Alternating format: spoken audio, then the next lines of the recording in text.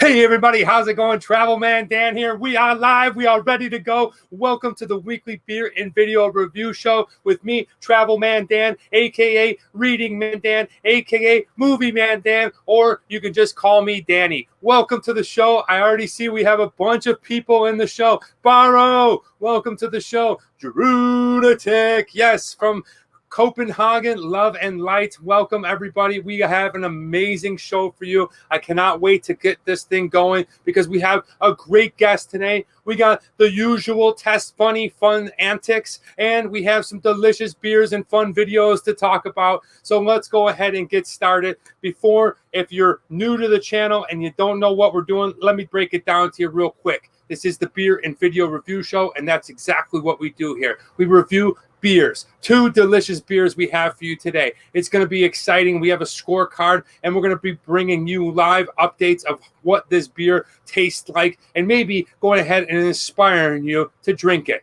We also have some videos, the videos that came out on my channel last week and the videos that are coming out on my channel this week, all compacted and compiled and swirled around and ready to go. And then all of a sudden we bring up some fun stuff like the test bunny and did eat it or not? Yeah, what will he do? And then we have a great guest today, as I alluded to earlier, and I am so pumped to bring him on here. And then we go ahead and we have your what would you rather. So gonna make you think on this channel while you drink. What about it? And we have another fun segment. What are you reading? What are you watching? And what are you listening to? So sit back, relax. If you're new to the show, welcome. Be sure to go ahead and hit that like. And if you're an 025, if you're an original supporter, if you are here on the channel each and every week, I want to say thank you so much. It's so great to have you. And we are ready to roll. So before we get started, today, I just want to give a big super shout out to the man that I love.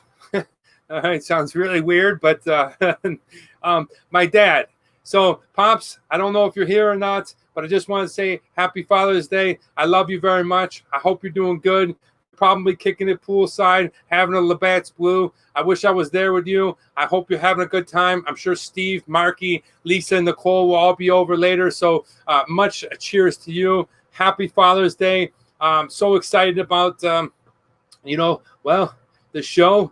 And, just can't say enough to my father and to all the dads out there, especially the Test Bunny as well. Test Bunny is a father today. This is his second time around the Father's Day moon, I guess you'd call it. I don't know. Is that making it right? But anyway, so happy Father's Day to all you fathers out there, to my dad especially, and to Nate, and to all my friends. And, let's get it started with how we know dads love the most, and they love beer. So, moving on, Abaro, I said I am still in love with life. I love that, Drunatic. That is awesome. We have Ash here. Yes. Okay, currently watching. Nice to have you here from London.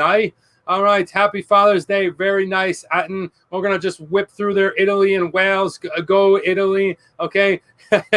Barrow's already talking about Jollibee, and it is cranking already. We already have 10 people in the room. I am so excited about that. You know what happens if we get 20? Well, we're not changing things up. We're only going to continue. And the beer bong will come out, and I will take one to the brain. Yes, Mike. We still got to get you on here. Happy Father's Day to you. I hope that you're doing good. I can't keep up with these comments, so we're just going to go ahead and roll. Hey, guys, if you're not oversaturated already with social media, guess who's on Twitter? Woohoo! Send it out, tweet, Travel Man Dan. So check me out. I'll put it down in the description below. I am now on the Twitter universe, the Tweeter universe, at travel_man_Dan. So check me out. I don't really know what I'm doing there, but you will see a lot of fun things. I heard there's a lot of crazy banter going on there, a lot of ball busting on there. So I'm kind of new to that, but, well, it's going to be a lot of the same content. But we just felt like here at the Big World Productions, that is my production company, we wanted to go ahead and just hit everything, just every Instagram, Twitter. The base of us are on YouTube, but if you follow people on Twitter, you might want to check me out on there with me. What is wrong with me?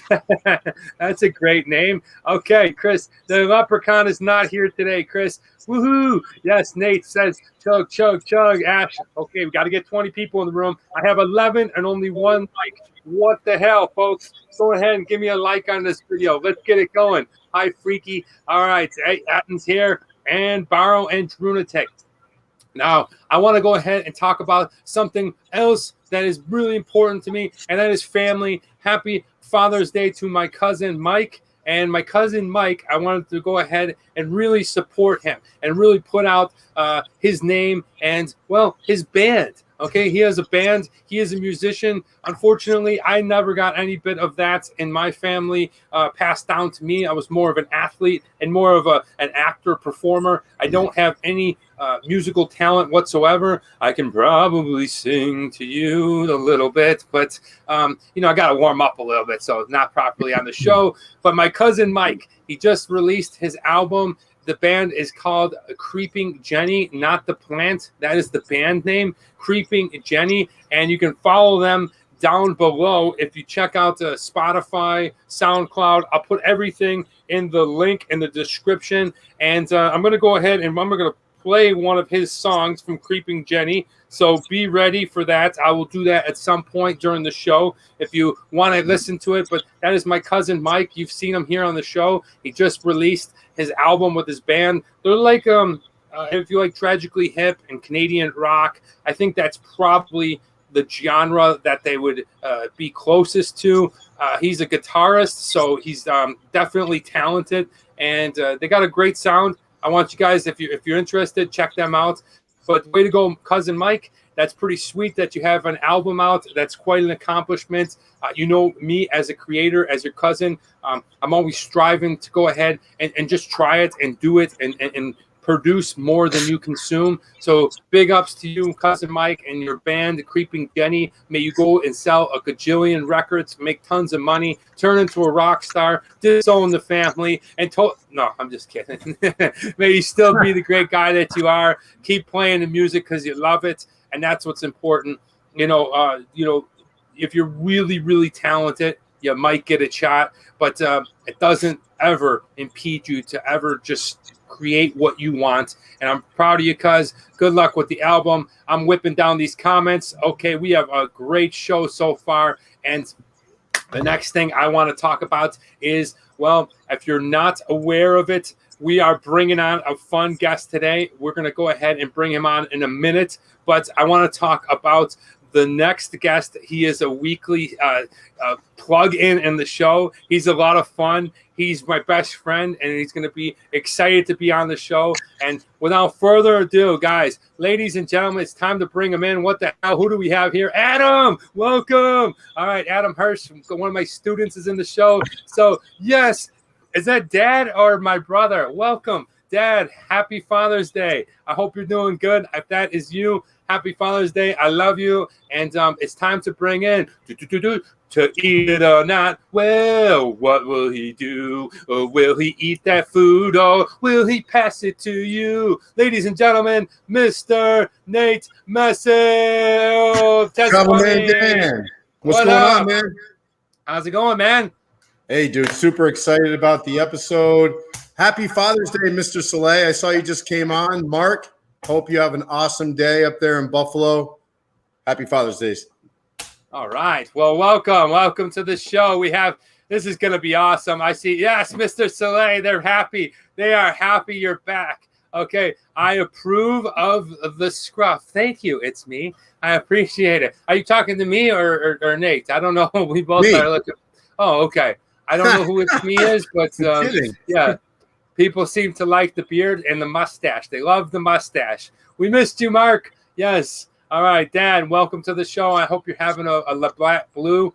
All right, so it is Happy Father's Day. We have the test bunny here. Is eat it or not? But before we get into that, I want to go ahead and bring a last. Ooh, what the hell is that thing? Guys, I got a new tool for eat it or not. What is that thing, Nate? Yeah, so I got this little like stop and go. This is the best thing I can find. It's a stop and go light. So essentially, when I start to tell everybody like, for what you want to eat this thing or no, Yes? No. Boom. There you go.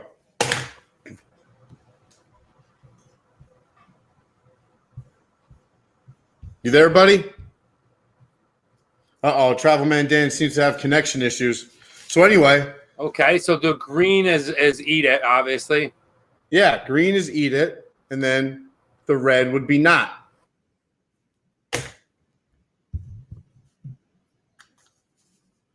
TMD, are you there, ma'am?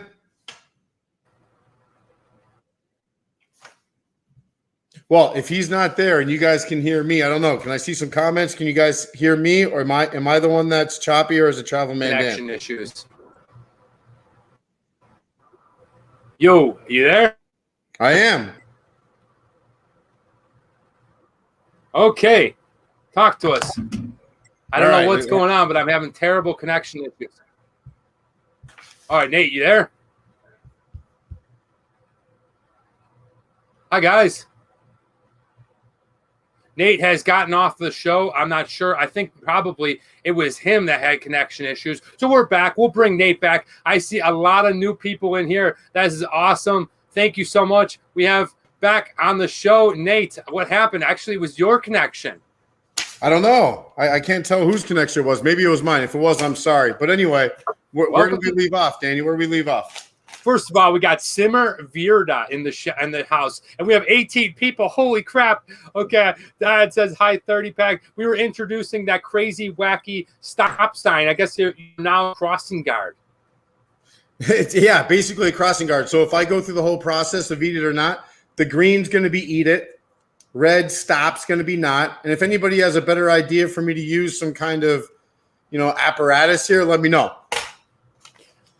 I know what you can eat, says Filio Coaxed. I don't know what the hell that means, but well,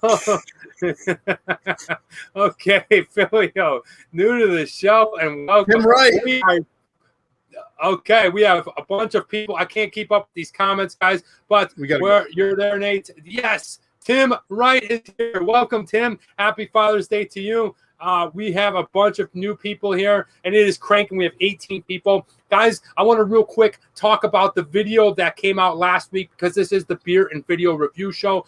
If you haven't seen it, go ahead and check it out. It was a Food Friday called Jollibee, one of the great Filipino-American restaurants. And the cool thing about this episode, if you haven't seen it, one of the inspirations for me, one of the people in the entertainment industry that I absolutely love, that encouraged me to go ahead and not only pursue acting, but get more into the hosting side, was Anthony Bourdain. And, he did this episode where he went to LA's Koreatown and he ate at Jollibee. Okay, so that's from the Brazilian barbecue.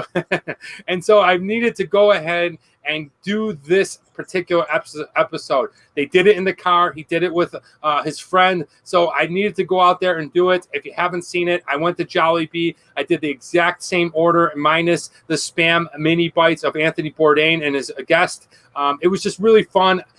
It's a crazy, Jollibee is a wacky place. They have crazy spaghetti. Their fried chicken is off the chain. It's just a really great place. And I really had a lot of inspiration. As you know, or may not know, Anthony Bourdain was one of my favorite entertainers. And Nate, have you seen the episode where he goes to Jollibee? I haven't seen the one where he goes to Jollibee, but I watched yours, and that was pretty awesome. What do you think of that, the spaghetti? Spaghetti's weird, man. Eat some curried goat, Nate. The spaghetti was weird because, my father makes the best sauce in the world. And I'm not just saying that because it's Father's Day, but there's no other restaurant I'd rather be than in my father's kitchen. And, I grew up very heavily influenced by Italian Americans, so I ate a lot of sauce. And when you eat Jollibee sauce, it's like the Asian spaghetti sauce. Yeah, it is. And it's got like hot dogs in it and fish cakes and like weird things. Gotta push for 20 already. Please, guys, we gotta get 20. I want to see the funnel, dude. Get the funnel out. The funnel's here. Yo, damn, man, don't forget your flip-flops. That's awesome. Okay, so guys, if you haven't seen it, check that out. I'm excited about that. But it's already 14 minutes, and we haven't even cracked the beer. And you know why? Because I'm doing things a little bit different. I'm bringing all of the guests on first. and then we're all going to be cracking the beers at the same time.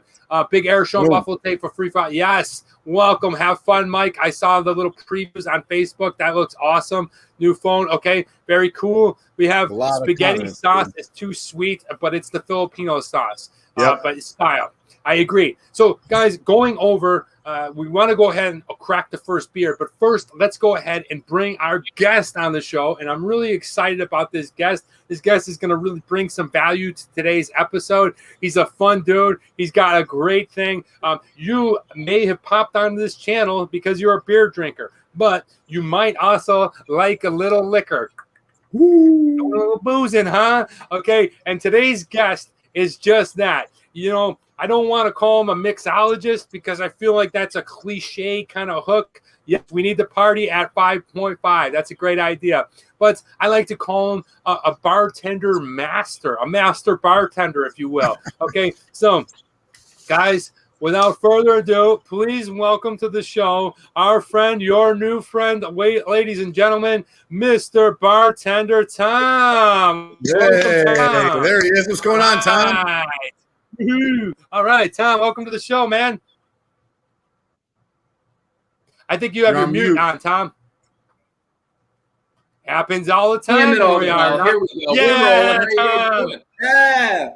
Bartender master and technology amateur.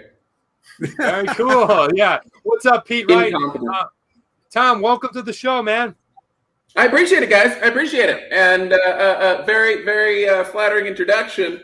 But excited to talk to you guys about some booze. And if you don't even know you love booze yet, you're about to. So rock and roll. Awesome. Yeah. No, we're excited to have you on the show. And we talk about beer and booze here, but you're going to bring a different element. And we're going to get into that in a minute because you're going to bring in liquor and drinks and things like that. But first, now let me go swing back. Now that you guys have met today's guests, let me go ahead and talk to you a little bit about today's beer, and I'm going to dive right in. This is a really fun beer. When I saw this, I had to do it. It means a lot to me. Just the culture behind this, the fact that it's here in Southern California, and we'll get to all the scoring on the name and the design. It's just got some bitchin' TMD X factor to it. Guys, I'm talking about Al Smith in San Diego, California, and their Hazy 0.394. Yeah, look at that guy right there. Okay, Nate, I believe you have one as well. And Tom, do you have one as well? I do. It's in the fridge. Let me. I will grab it for screen time in just a moment. But yes. Okay, so everybody's got one. Now, there is a little small slight variation if you look on the can. Okay, mine is the Hazy 3.94. Okay, what was that? You kind of gasped, Nate? You didn't follow the instructions. Somebody went and got the Hazy when they were supposed to get this one. Yeah, but there's no farting involved. No. Okay, they didn't have it. I got so excited. Tom's got it. Okay, this is what happened. All right, I'm getting right into it, dude. He just cracked it open. All right, guys, here's what I want to do. I want to go ahead and I want to show you guys a little bit about it. This is San Diego style pale ale. Of course, I got the Hazy by accident. Okay, it wasn't designed that way, but we're still going to score it. Nate's and Tom's is just a regular pale ale. And let's go ahead and I'm going to crack this guy open. Okay, we got the Travel Man Dan, beautiful glass, and I'm going to bet that this is quite hazy, hence the name. Now, it is a 6% alcohol, so it is considered a stronger beer here on the show. And if we take a look at it right away, we can see that it's cloudy in image. Nice color. Yeah, it's got a nice color to it, almost like that San Diego Padres yellow, like a maize. Yeah, look at that. Okay. Delicious. Look at that pour. Guys, I'm trying my best. We have 19 people in the house. Woo! Holy shit. This is awesome. All right, Alonzo, I see that you're here. Welcome. I'm trying to call you guys out. Rip it, Nate. So this is the Hazy IPA. Nate and Tom are drinking theirs out of their can. But if we look at mine, we can tell that there has been some added milk lactose, which gives it that hazy appearance. There's not a lot of strong carbonation. And it doesn't have that weird vortex that I talk about of a dark triangular upside down funnel from the hops. But let's go in. I'm going to give it a sip, and then we're going to talk a little bit more about it. I'm going to let you know what I think of it. Already, I am smelling some deliciousness. It is a hazy juicy, so let's go ahead and I'll try it. It's really nice. Oh, that's good. It's light. That is really good.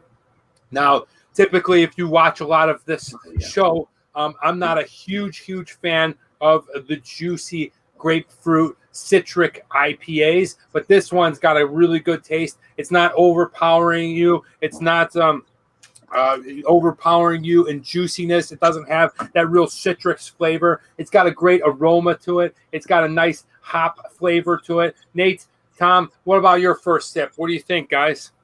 Yeah, I'm really impressed by this beer. First of all, it comes from a brewery that is highly reputable. They've been AleSmith in San Diego. San Diego, if you guys don't know it out there, is the USA beer craft capital of the world, of the state. So there's like 150 breweries just located in San Diego, and this one was rated this brewery, AleSmith, was rated #1 brewery in the world in 2014, and right now stands as #6. So I'm very excited about that. You're right, Danny. It's a very drinkable, light, bitter IPA. Sorry, it's not an IPA. It's an American Pale Ale.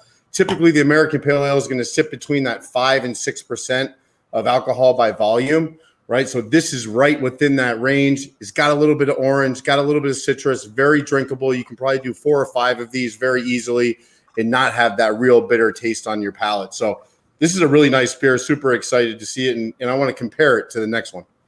Yeah, Tatia's Freak says, love the label. I do too. That is great. And we have 20 people in the room. I owe you a chug. I will owe you a chug from the funnel. So hang in there, guys. What color is Nate? It's Tom's beer. They don't pour them into glasses, but if somebody alluded to earlier, they go a little bit darker. As you can see, it's not so hazy. And Tom, as you can see, his is a little bit redder, almost. Tom, you want to take us through? I see. Yeah. And you got really red ale vibes kind of going on with this guy, but agreed. from a you got huge flavor, but you're really getting is it IPA? No, it's just pale ale. So you're really getting that pale ale malt. You're getting the hot bitter, but it is a hot day outside, drinkable, huge flavor beer, and kind of to Nate's point, being so reputable. I mean, I'm here in the DC area. And they've got 6 or 7 of these beers at the local big beer store. So it's all over the country, and so they're kicking major ass. And the beer's outstanding. It is. It's very good. It's a very good beer. Yeah, that's really exciting to hear that you can get this beer in a lot of different places across the United States. So as Nate talked about a little earlier, this is a very popular brewery in San Diego. San Diego has the most breweries in the world. It's a lot of fun. And if you haven't noticed, somebody alluded to earlier, that Nate looks like Hawkeye. And now we have Chris Pratt and John Hamm in the room. So, okay, guys, we can really make one fun, epic, funny movie, right? A couple of A-list actors just drinking beer on a Sunday morning. That's pretty good. Cheers, guys. Hey, are you guys catching that? There's a little bit of fruit here, maybe a melon kind of fruit, something going on in the smell.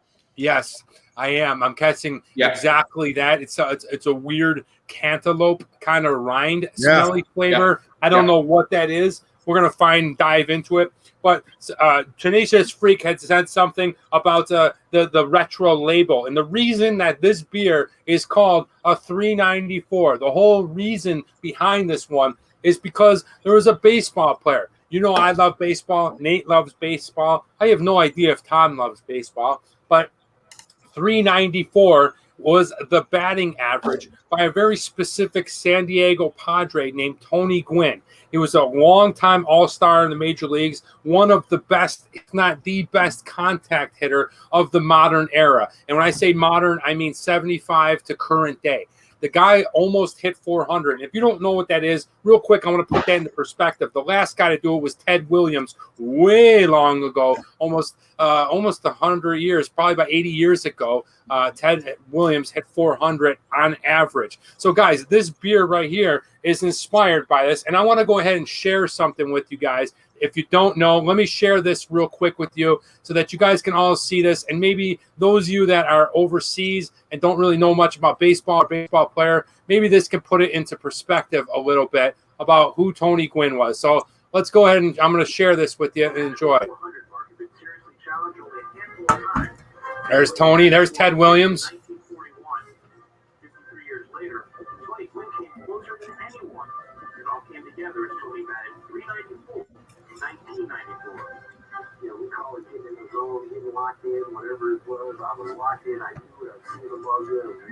Guy was a stud, man. Look at that batting. Ooh, gets in there. I mean, look at that. Look at the stance, how quick he got his hands through the zone, real tight swing, no wasted motion, boom. Slapped it all over the yard. Yeah. 1984 workout. Core strength.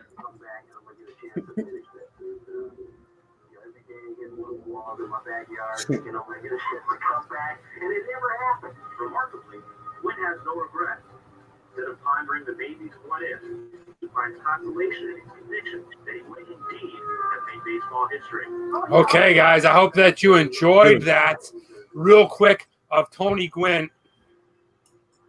All right, I'm getting used to the shared screen. Oh, and look who just showed up with a Washington hat. Okay. You know what? Speaking of great feats, a World Series even while frickin' Houston, Texas is cheating at baseball. Damn. Okay, yes, I'm in agreement with that because they cheated against the Yankees, but yeah, not as nice as my swing. Agreed, So Turtle. Agreed. I want to go back to this thing that Mike Capella talked about, who is my childhood friend in Buffalo, New York. The Yankees play the Blue Jays the other day because the Blue Jays are playing in our AAA stadium.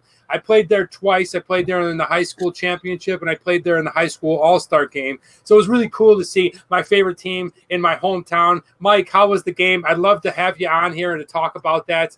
But, yeah, that was Tony Gwynn. This is the Hazy IPA. These guys are drinking the Pale Ale. So far, so good. Al Smith is reputable. It's a monster brewery. Let's go ahead for another sip and keep the show rolling. Yeah, you know, something Definitely about malty. each little sip that I take really brings in a nice blend of the way that the hops are balanced with the fruity citric flavor. So you can't get that in a lot of high IPAs or I guess hazies and stuff like that. It's either really strong citric flavor or really strong hoppy flavor. And, you know, this one seems to have a perfect balance. It's smooth. It's got a nice color to it, and I'm really enjoying it. But now it's time to kind of turn up the heat a little bit. Don't worry, I'm going to do a beer bong, but now let's put the beers on the back burner and let's go ahead and bring in our guest, Tom, for a little fun and why he's here. And Tom, you're here. Welcome to the show. Tell us, Tom, where are you watching or where are you participating in the show from? So I am in Alexandria, Virginia, which is right over, pardon me, it's a good beer, right over the bridge from Washington, D.C. on the Virginia side. So God's country. It's a lot of fun and a little bit of a different perspective from where you guys are looking out west. But I get to drink at the very, very reasonable hour of 1:28 p.m. So I'm acting as if I haven't been morning drinking on Father's Day, and it's kind of sweet. Wait, Tom, are you a father? I am. I've got a little girl about to turn 7. So it's the best age that I've run into yet. But I'm freaking Superman right now, man. I'm freaking Superman. Now once teenage years come along, yeah, it's all I didn't understand teenage girls when I was a teenage man. So we'll figure it out. We'll cross that bridge when we get there. Well, that's fantastic. I didn't know that. Happy Father's Day. He's calling it from DC. One of the funniest things is listening to people talk about how amazing hot dogs are in Buffalo. I had a laugh and sit in the crowd. I know. As we know, hot dogs in Buffalo are the best. They come char grilled. They're Salem's. They're amazing. And Tom, what does that mean, Danny? They're Salem's. Explain that? I don't know what that means. It's the company, the Salem's hot dogs. They're just better hot dogs. I've traveled the world, and I love a good wiener, Nate. But that sounded really disgusting and weird, but it always works. People laugh, so hopefully you're smiling. I like a good hot dog because I am from Buffalo. As Mike was saying, we are the best hot dogs. And the fact that the national people were probably there was what Mike was alluding to. But we're going to get back into Tom and the liquor that Tom is going to talk about. So, Tom, you were a bartender before, right? Is this correct? Not professionally. I was a career marathon drinker and a beer lover from a very young age that I will keep the original one to myself. However, had some GI body stuff that made me completely unable to drink beer a few years ago, and I wasn't gonna quit drinking. And in any case, it turns out whiskey's a natural remedy, and booze itself. And $600 later, after I figured that out one afternoon, I had a decently stocked bar and spent the last several years, what you would say, home bartending or mixologist, I don't know. But in any case, no. So really just taking a deep dive into the variety, into the flavors, and it's a lot of fun. It's a neat creative outlet, and totally transforms how you see booze and cocktails from what I first thought, which was being down at the dive bar, putting ginger ale into rail whiskey and getting effed up. Yeah, the old I'll take a Captain and Coke. It's very quick, very effective delivery mechanism, but there are better ways of doing it. For sure. Yeah, and I see in the background, what the hell is going on? I mean, so we got this is my bar. I just moved in, so we're not 100% of the way there yet, but those are the essentials. And so with a few right here that we'll be working with, but yeah, it's that is Cocktail Tom's little provisional bar as it sits today. I love it, man. It looks great. I really love it. And well, my bar is fully stocked all the time. I usually drink from over there. This bar I keep more for aesthetics, but unfortunately we're going to be changing this bar out. I'm going to have a new construction crew come in and build a new bar, so hang tight. Maybe I'll have it in a few weeks. And well, we're going to talk drinks, but Turtle says, my friend Tim Wright here says he in South Hall once did a 40 of Ice House in 5 seconds. I like that. That's good stuff. Now, we do have a consistent 20 people in the room, so I believe I owe you 20 people something. So, Tom, if you will, just hang on 1 minute. I have no issues with drinking. And give me 1 second here, guys, as I bring out the funnel. Okay? Ooh, how did you do that? Here we go. Let me position quickly. Boom. There it goes. Damn. Well, guys, it's ooh, that was sweet. Hey, what beer did you use for that? Oh, I got a couple stock beers that I use for those, and just a couple of stockers that I keep on reserve. But thank you guys for showing up. We have 21 people. We have about 5 or 6 new people. That means so much to me. I hope that you can be inspired to come back when you can. Happy Father's Day if you're a dad. And because you're here and celebrating with you, that beer bong is for you. And now we'll get back into the guest of today is Tom. So, Tom. All right, guys. What you did is basically I said, you know what? I've never been a bartender. I like alcohol. I'm just going to go ahead and spend this week's paycheck, the whole thing, on alcohol. I'm going to buy as much stuff as possible. Yeah, professional bartending dollars in, creative outlet bartending dollars out. Otherwise, not much of a difference. Dude, I think you might have found a home, man. We love people like you here on this channel. No, we're having fun. We're having fun. Yeah. Wow. Okay. Yes, that's awesome. So Tom, talk me through it. Are you going to fix us a drink? Are you going to show us a drink? What are you going to do for us today on the show? We're working on a drink today, and it's going to be, we're keeping to the bare essentials. It's Father's Day.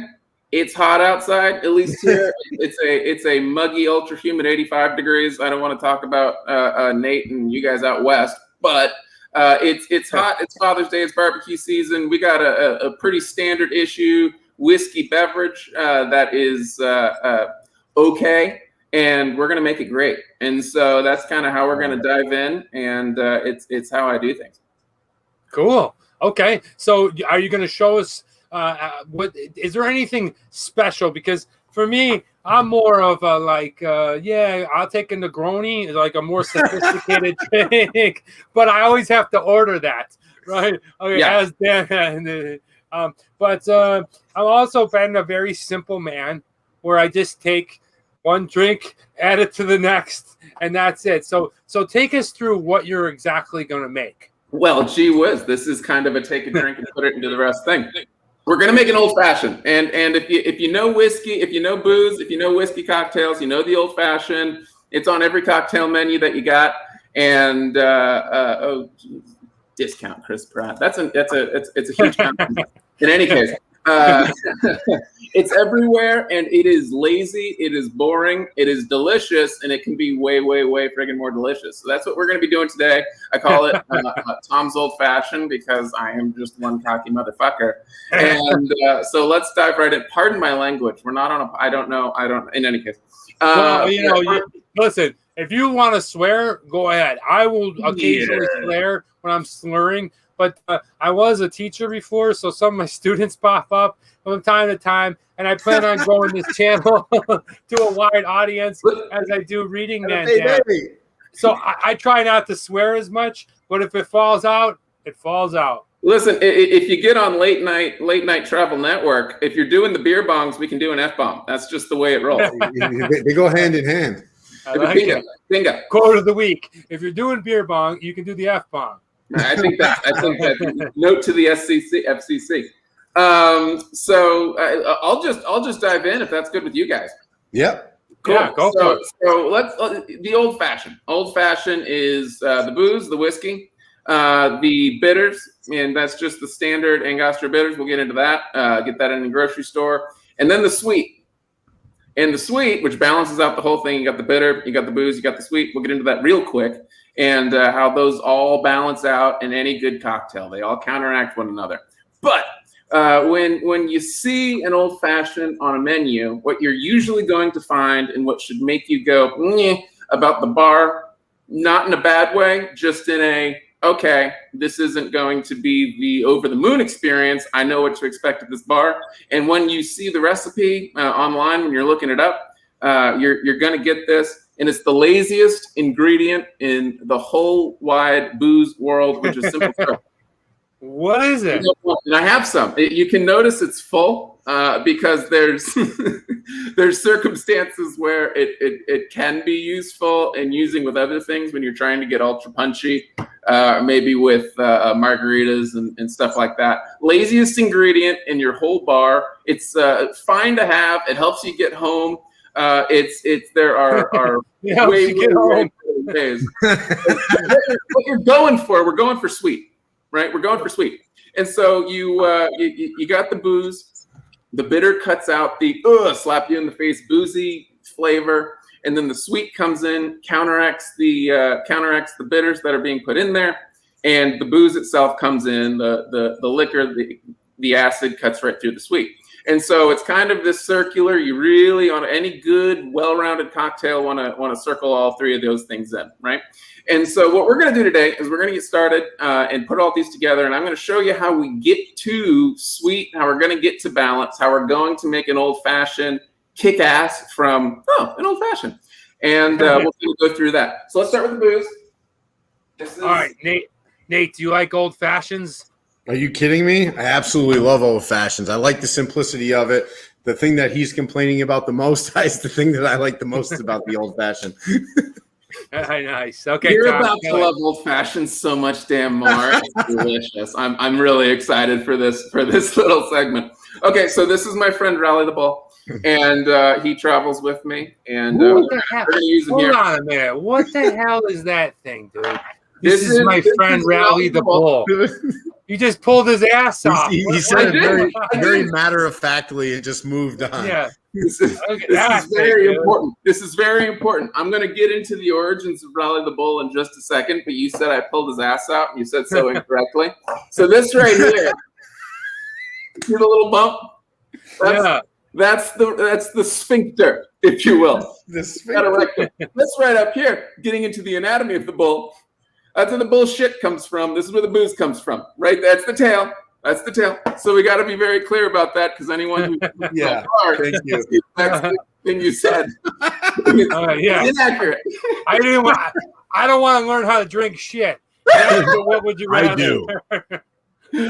That's why you got me here. And so yeah, this is Rally the Bull. It was an impulse purchase. I work in finance. And so I love my bulls. My office is decorated with bulls. I've been working from home, so he's in my bar. But every day the market's up, and when it closes, I pour myself a Manhattan, which is two parts whiskey, 1 part sweet vermouth, dash of bitters, done. And I'm very lucky to be working at a place where I can pour booze. And so in any case, so I any day the market's up, I get out my old fashioned JP Morgan, the guy who founded the bank, did the exact same thing. That's the inspiration. Shout out. He's not watching today, I promise, because he's dead. But he's not one of our consistent 20 plus. But in any case, that's the origin story of Rally the Bull, and I love him more than I love most things. So we'll get started. I'll tell you what I love is Toilet Bowl Review. Toilet Bowl Review shows up, and everyone's like, "Hey, toilet." Bull. Yeah. So we're gonna go right in now. Traditionally, the old fashioned's actually made with rye whiskey. And you can also make it with bourbon. And most times you're going to be seeing it made with bourbon, both of which are the American special. When you think booze from America, the rest of the world, you know rye whiskey, you know bourbon. There's only one difference, which is what it's made with. When you're turning it from hard, clear liquor into the darker, molassesy flavored whiskey that we see. And so the two kinds. One, the rye is made with at least 50% rye grain. Bourbon is made with at least 50% corn, and that's regulated. That is, in order to call bourbon a bourbon in the United States, has to be at least made with 50% corn, and that's why it's more sweet, right? You like corn syrup. Corn has a lot of sweetness, particularly as it's broken down, and so you get that sweet, and you can get extra sweet. More corn you use, hotter you burn it. You get more and less sweet with those bourbons, but that's how those come in. So we're going to be using a bourbon today, and this is Buffalo Trace bourbon. Very nice. Very nice. You can Buffalo get Trace is great. in most places you can get Buffalo Trace. Oh yeah. It is reason I'm showing it off today. It's in my lubricated, well experienced opinion, bang for your buck. It's the best bourbon you're gonna get. You can find it at most local booze stores nationwide. In Maine, you can get it at the grocery store. I was just there a few weeks ago, and so it's one of those less than $35, excellent everyday drinker bourbons. And so go out and get one of those. Pappy Van Winkle, the same distillery that makes Pappy Van Winkle, which is, if you get a Pappy, you're dropping at least for an average one $1,100. And so it's made by the same distillery there. It's their bargain brand, and they're kind of a platinum standard in the whole booze making industry. So get that Buffalo Trace. It's a little bit on the sweeter side, lots more complex than you're going to get maybe say with a Maker's Mark, which is delicious, but it's in the same price point that the Bullets. All of the standard issue bourbons that you're going to get, Buffalo Trace right in the same price point. I prefer it. And so we're gonna get going on that. And you don't know, in case you smell, if you want to smell like Buffalo Trace, I use Buffalo Trace soap, and it is freaking awesome. Oh, Hi, Mom. Yeah. Hi, Mom. I'm a. Again, I'm gonna cut down the swearing. I promise. Dude, I promise. Wait, dude, can you give your mom jazz hands again like that? Hi, Mom. Hi, Mom.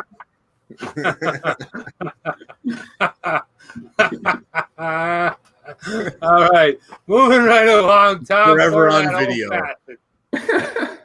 So let's move on right forward. The recipe for an old fashioned is the easiest thing in the world. You got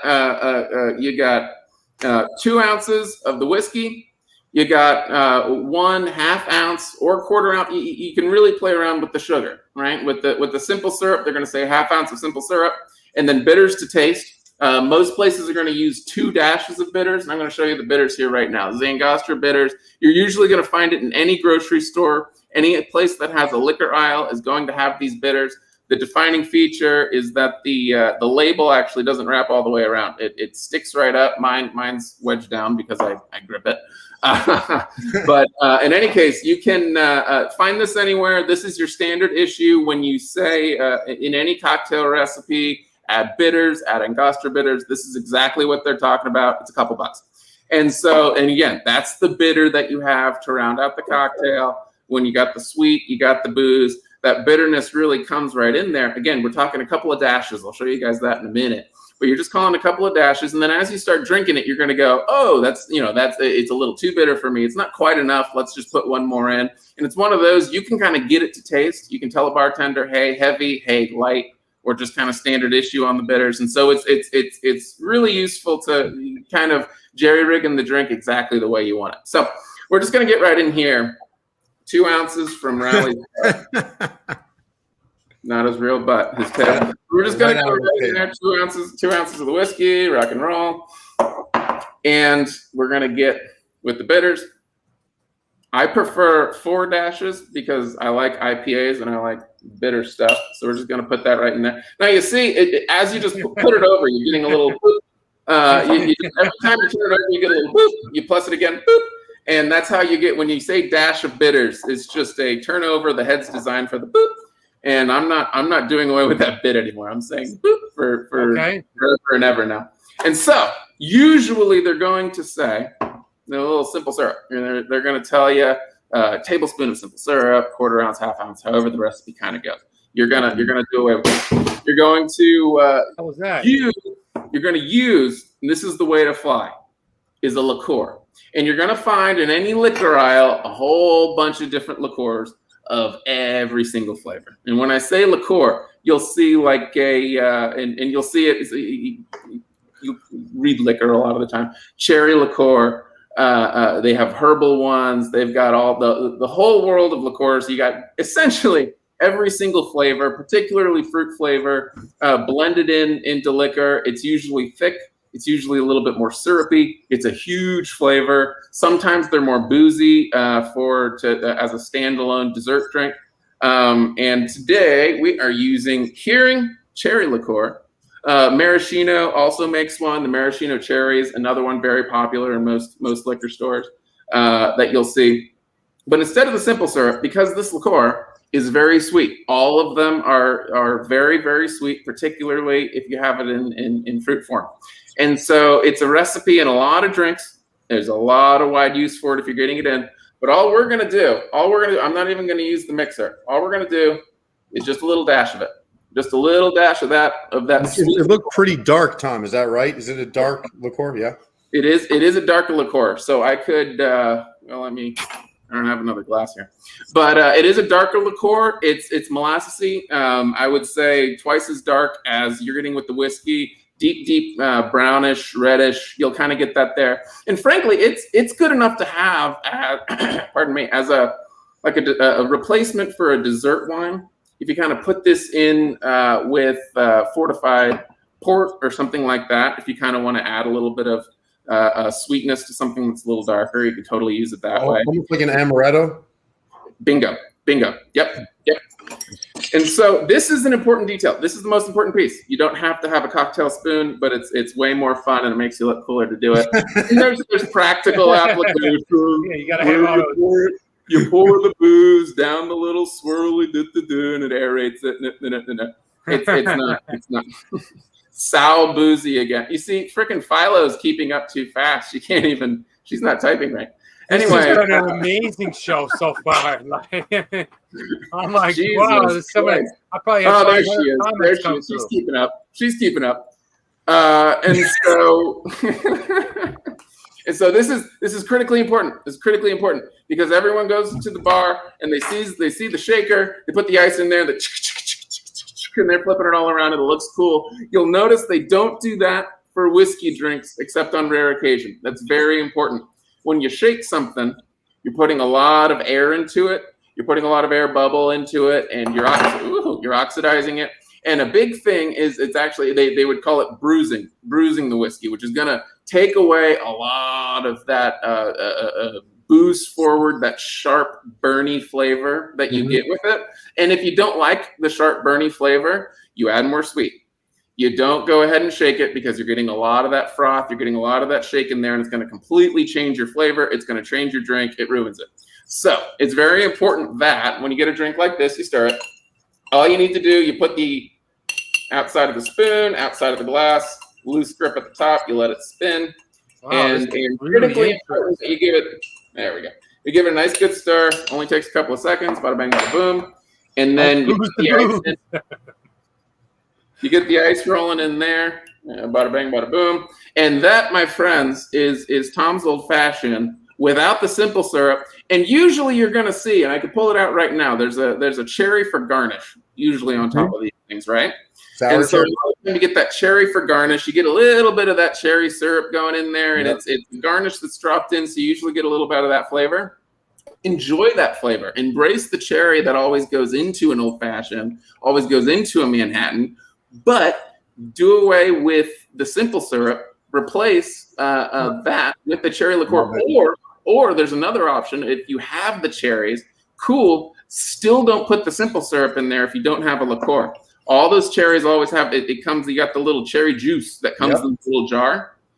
Put the same amount of that cherry juice into it as they call for with simple syrup. Put a little bit of that cherry juice. I just put a dash in there with it. You drop in the cherry. Same exact thing. It's a little bit sweeter than you're going to get with the liqueur. It doesn't have the booze in it, so you're not getting that extra punch with the drink.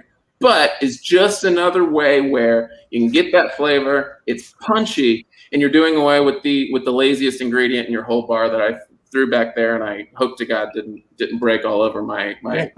I want one, dude. I want one. Oh, yeah. Oh, yeah. What is it? Next time I'll get it done. Yeah. And I want to finish off with one more thing because this is cool. This is cool. Okay, what do you got? One more quick thing. It's going to take me less than a minute. If you love Louisiana, my head. if you love I haven't had enough information. Could you tell me more, please? I promise. But wait, there's more.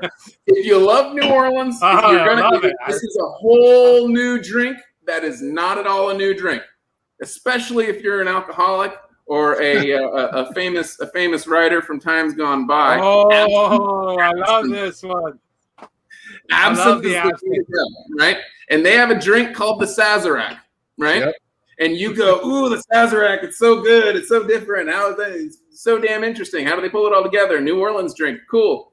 It's an old fashioned with this absinthe. Usually, what you're gonna do instead of pouring it right in directly, you just put half a teaspoon or less in your glass and you stir it around. You line the glass in there. You get that smell. It's an anise, think black licorice flavor. Yep. And then putting in the dark bitters. There's another one that is right next to the Angostura bitters at your grocery store. Peychaud's bitters.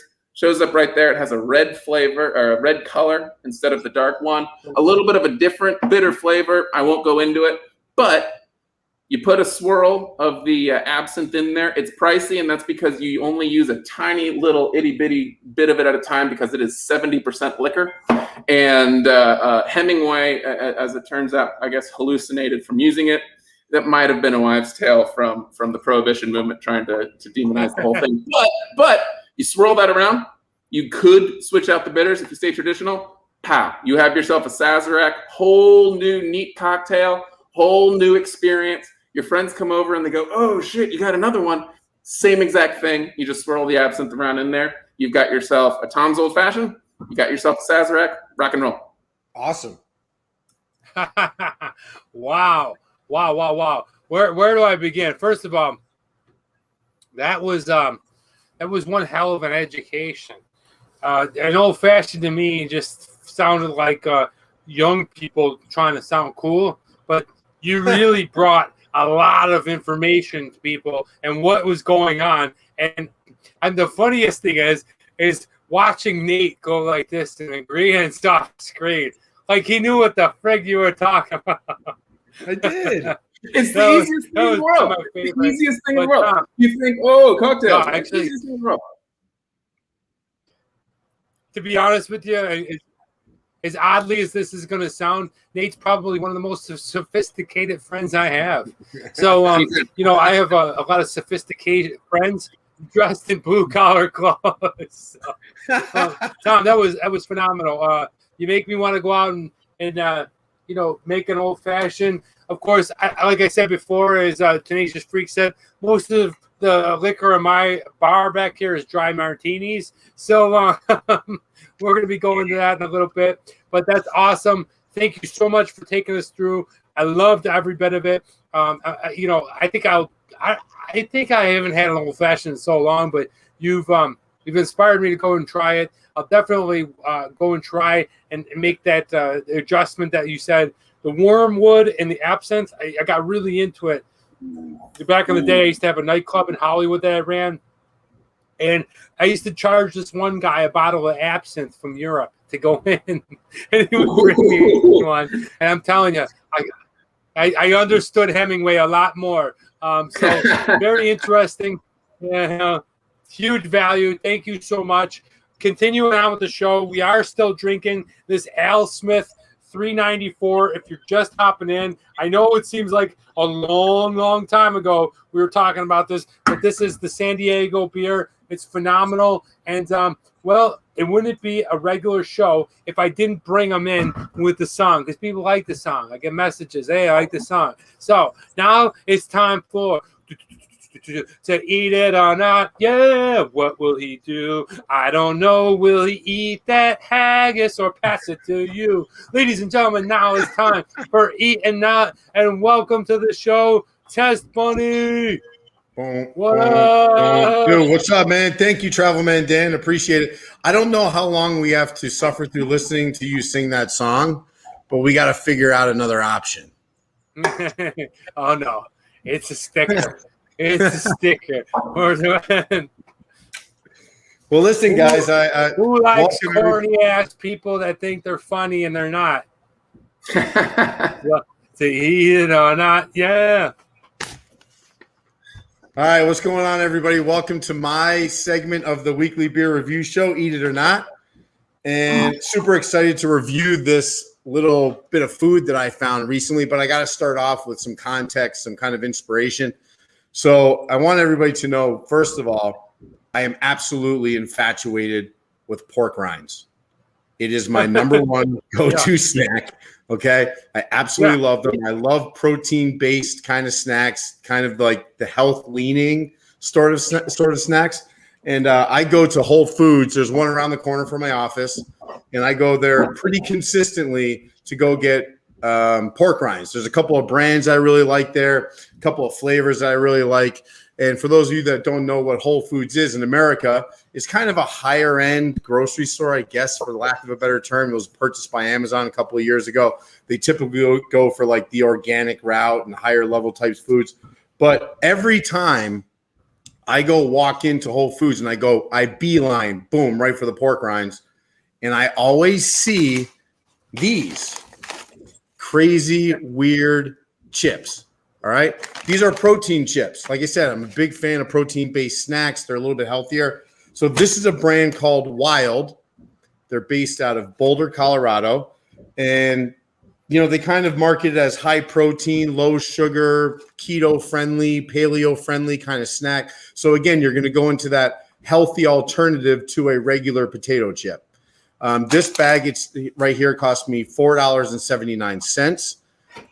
If I compare that to a regular potato chip at Whole Foods, maybe an elevated potato chip that's a little bit more organic, uses something like avocado oil, like Boulder Canyon chips, they were 5-ounce bags, so double this, for $2.99. This is $4.79 for 2 ounces. So it's $2.25 per ounce versus the potato chip, which is like 60 cents per ounce. So for you to eat this kind of healthy snack, you got to pay for it.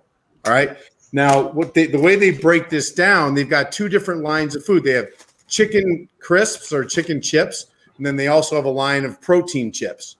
And these chicken ones, they got 6 different flavors. I think there's like a Nashville hot, chicken and waffles, pink Himalayan salt. Shout out to Danny. There's a buffalo version. There's a jalapeno and chicken version. So they got 6 different flavors over there. On the pork side, they've got black pepper, sweet chipotle, chili lime verde, and golden mustard. So there's a lot of opportunity to go out there and try different flavors. I did notice when I was checking out some reviews on the chips that a lot of people did mention that the flavor, the actual flavoring that they put on the chips is pretty intense. So when I open this bag up, I'll let you know if that's consistent with me. That's why I kind of chose the pink Himalayan salt, something that's probably a little bit more even. So the ingredients on this thing, right? It says right here, I'll read from the bag. Crispy chips made from 100% natural chicken breast and tapioca starch.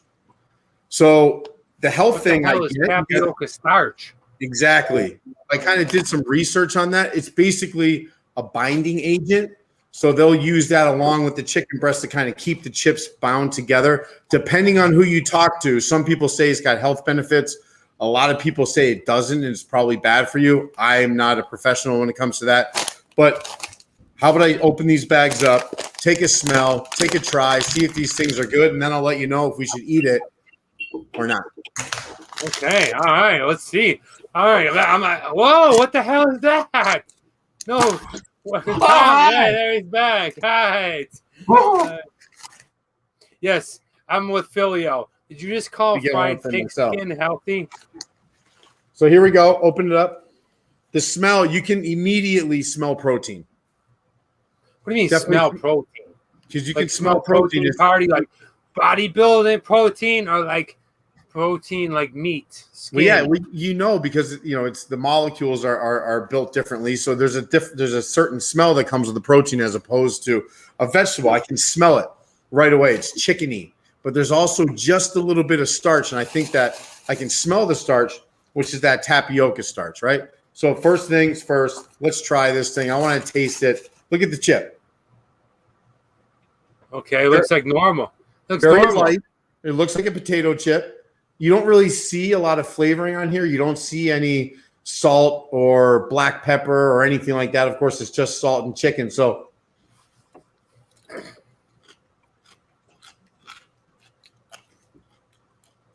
I mean, it's good. It's great. It's not. I mean,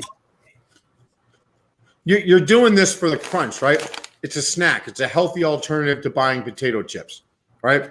So in your mind that this is something different than a potato chip, but you get that sensation. You get the crunch. You get the snap. You want to hear the snap again, right? So it's there. Crispy, crunchy. I really like these. The stats on them are pretty good. There's 2 servings in each bag. Go ahead, Danny. Nate, I got to interrupt you. What is wrong with me? Says, who the hell opens the bag like that? And I don't know what is wrong with me. I don't know if you're a man or a woman, but I got to agree with you. What the hell is that, dude? You skinning the guts there? What's going on? So I learned this little move in my years in Asia. I never saw this before. Yeah, but especially in a bag where you're going to eat the whole thing. And this is a bag where you eat the whole thing. This is not a bag where you open it up, you take a couple, you roll it back up, and you put it in the pantry.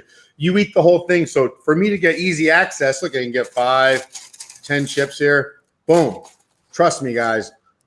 When you start going down the side of the bag, it's a game changer. Okay, so what is wrong with me?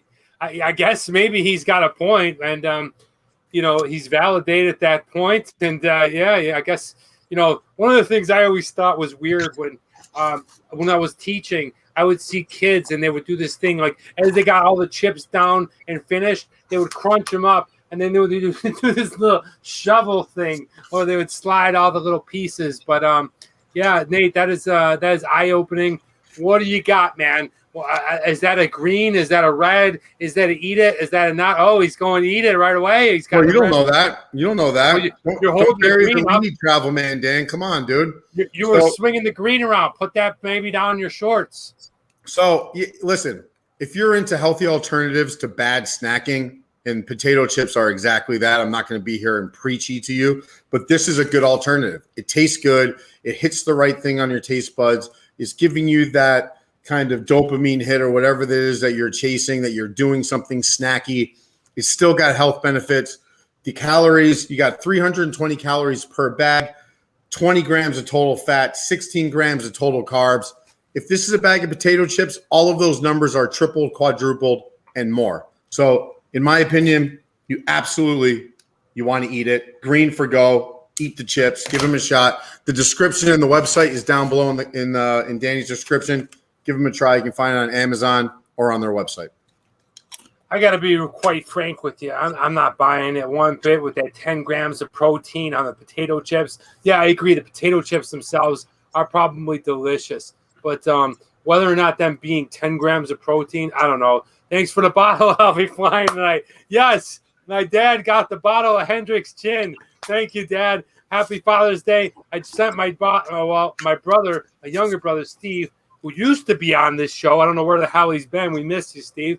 Got Dad the bottle. So thank you so much, Dad. Enjoy. I love you. Happy Father's Day. Have a great day. We got somebody new, and it's Tom 3.0. Oh, it's Tom. That's me. Oh, that's Tom. Oh, all right, cool. I like this traffic signal system. All sorts of breakthroughs, side back, audition paddles. Thank you, Frank. We appreciate you. If you feel better, you can sing better intro for TMD. Friggin' love freak. Who opens a bag that way? You guys drive me crazy. That was what's wrong with me, guys. This is what we're drinking. It's time to go to the scoring system. This is the Al Smith Hazy 394 and commemorative to Tony Gwynn. I'm going to go ahead and slug this down. Now, our scores are going to be slightly different because I am drinking the Hazy. They are drinking the traditional Pale Ale. Nonetheless, the Al Smith Brewing Company is a phenomenal place down in San Diego. Hopefully, this time next year, we may even do a live broadcast from that brewery. Hey, we're at 20-some people all throughout the show. I got to say thank you, guys. Let's go and slug this down in time for the scoring system.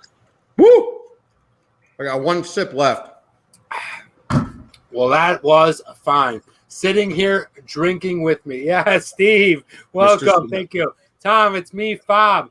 Okay. All right, I'm going to roll through these. Hendrick's is my favorite. You can go over to my house, Mike, and get it from my dad. I'm sure he'll share with you.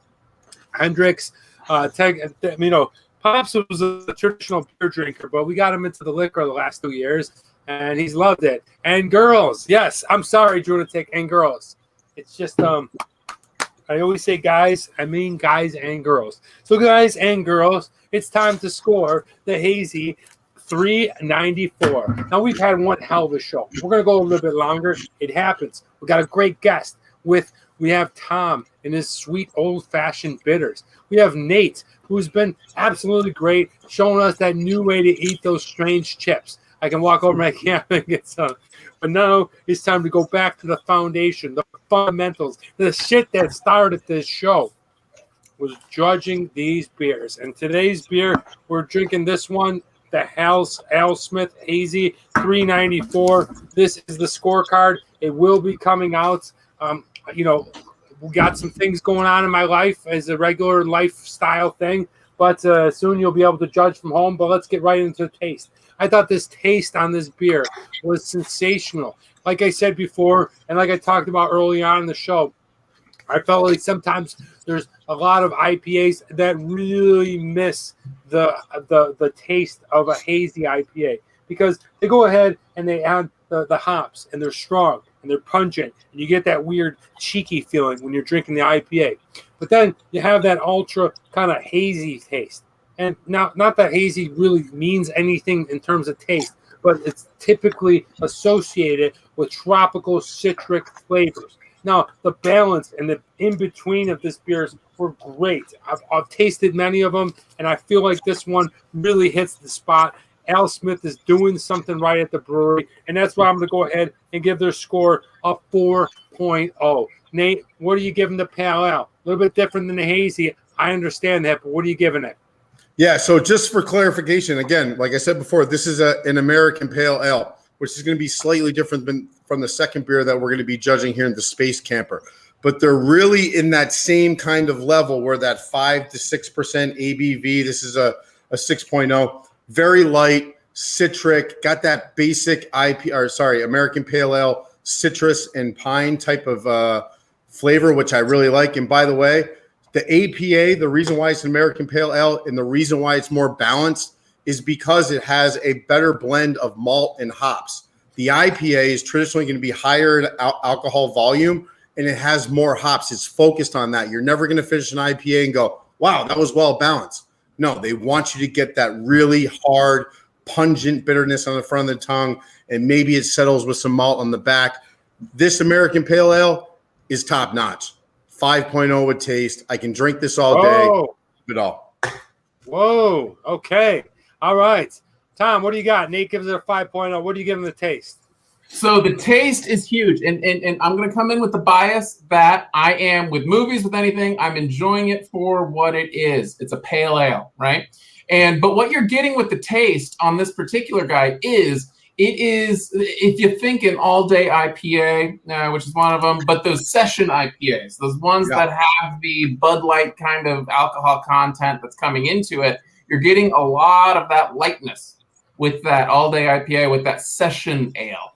You're also getting the complexity, the interesting, the barley, really quality hops, really quality brewing methods. You've got a beer that has those things all mixed in, has a session flavor. What you're losing from the session is that it's a 6% beer. So it's going to be a full, 20% bigger than the Bud Heavy. But you're getting a real punchy beer. It's a drinker where you're not knocking back, 10 of them like you would the lighter ones. But for taste, it's a 5. It's a 5 for an American. Whoa. Oh, yeah. 2 5s are breaking it out. Oh, okay. All right, guys. I respect that. Now let's get into the price. Now, for this particular can that I drank, it's a little bit bigger. It's a pint can. It is the Hazy. I paid $4.29. Add the tax and deposit on it, you're looking at $4.40, somewhere around there price point. I felt like that was a good price to go ahead and buy at a store, especially from such a fantastic brewery like Al Smith. I think that's a reasonable price from a beer that, I really wanted to try. I didn't think it was a great price for the strength of the beer that you get and for what extras they add. So I'm going to go ahead and give it a modest score of a 3.5 on the price. Nate, what do you got for your guy? Yeah, when I was kind of going through my head on how I was even going to consider rating this on price, it's $2.99 a can, which compared to the Space Camper that we're going to drink next, that's $1.99 a can. So this is an $18 six-pack. That's pricey. However, with the quality of the beer, I'm not going to knock it that many points because I believe it's worth $18 a six-pack. I think it's a great beer. I think the price, yes, it's a little bit more expensive, and I'll probably lean towards Space Camper on the overall score. 3.5 for price. As a baseball fan, I can't be mad if you start drinking $3.94. Tom, what do you got for a score? I've got actually the same exact score. It's coming in the same price Nate actually had. It's a very, very good beer. It's coming from a terrific brewery, and they know it. And so it's not, it's not one that you're going to be buying cases of and feeling good about the bargain, that you're going to be getting. It's a terrific beer. Value's good for what it is, but we're talking about price. It's a 3.5 all day long. Okay. Very cool. All right, going on. Nice score so far. The design. Now, we talked about this before. It does have a retro look, and I like that. And the fact that it has a baseball player right there, okay, and that it's Tony Gwynn, somebody that I grew up basically as an outfielder and as a young kid always playing baseball, I kind of looked up to. And my very first favorite baseball player ever was the left fielder on the team that he played, Dave Winfield. So, that has a lot of personal things to me. I think it's really cool. I to be honest with you, I don't think there's any 3 colors that are worse off and uglier than this yellow, brown, and orange. But saying that, is a longtime baseball person, is a longtime fan of baseball, and looking at the San Diego Padres through that perspective. This means something to me. When I see these colors, I don't give a shit where I am in the world. When I see these colors, I think 80s San Diego Padres, okay? And that to me is huge. I think this is a great design. I liked it, and I'm going to go ahead and I'm going to give it a 4.0. Nate, what do you got? Yeah, so you kind of went after the color combination here of that yellow, mustard yellow, burnt orange, and brown. That's the thing I like the most about it. This can is exactly what I want in a can. It features something local that they're proud of, like Tony Gwynn, 394. It's all over the can. It's the colors of the baseball teams back in the 70s and the 80s. I'm a baseball guy. 4.5. This can's rocking. This is what brewers need to be striving for is a can like this. You're rocking today. That's right. Tom, what do you got for the design? I'm really struggling with my final score because it's outstanding. It's terrific. I'm with Nate on this one. It goes straight to what you're looking for. If you look at the bottom of the can, you're going to see it's done in association with the player himself.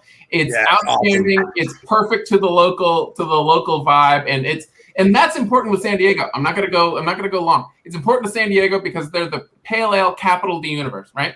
And so they stick out in that way. It's perfect. I'm going to stick to 4.5 hesitantly because there are so many amazing over-the-moon styling designs that you put into a beer. But for what it's going for what it is, I love it. 4.5. Great. Okay, going with accessibility. Now, you heard Tom, who's all the way on the other side in Washington, D.C. He was able to find this. And not only was he able to find this, but he was able to find multiple Al Smith Brewing Company beers. So that's pretty cool. And being that it has a little bit more of an obscure kind of thing, the Tony Gwynn 394, I think that's bitching. I think it's badass. I think you'll find it in Chicago. I think you'll probably find it in Texas. So when I look at accessibility in the United States, I look at the 4 points. I look east to west. Okay, you can take D.C. to Los Angeles. Tom's in D.C., I'm in L.A. Both can find it, no problem. Now, then you look at north-south, you got Chicago, and you got Dallas. Not sure, but I bet you can find it there. I think the accessibility is pretty good. Whether or not you're going to be able to find it in Ecuador or you're going to be able to find it in Indonesia, I don't know, probably not. But I think being in North America, I think being in the United States, the accessibility deserves a little bit more than what we usually give beers. And that's why I'm going to go ahead and give it a score of a 3.0. Nate, what do you got? Yeah, so I'm going to go a little bit higher on this one. I'm going to go to a 4.0 because I went on to ratebeer.com. I looked at their distribution list. They are all over the country. Now, I have to dock them a point because I don't know what's going on internationally. But when it comes to a craft brew in America, this is exactly what they're striving for. Everybody in the country gets an opportunity to taste the drink. They get to show their local profile on a national scale. 4.0 for me. Okay, very good. Tom?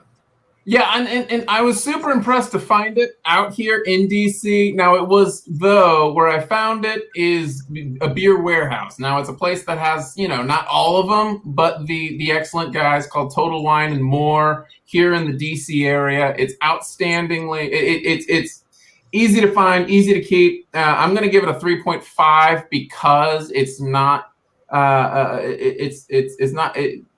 you can't find it in exactly every place. It's not the winner. It's not Stone, beers. It's what it is. I'm going to give it a 3.5 for beer accessibility. Got it. Okay, so same as me, like the score. Now we're going to go into the TMD factor. And like I said before, being a huge baseball fan, being a baseball player, okay, I remember this specific season when Tony Gwynn hit 394 in 1994.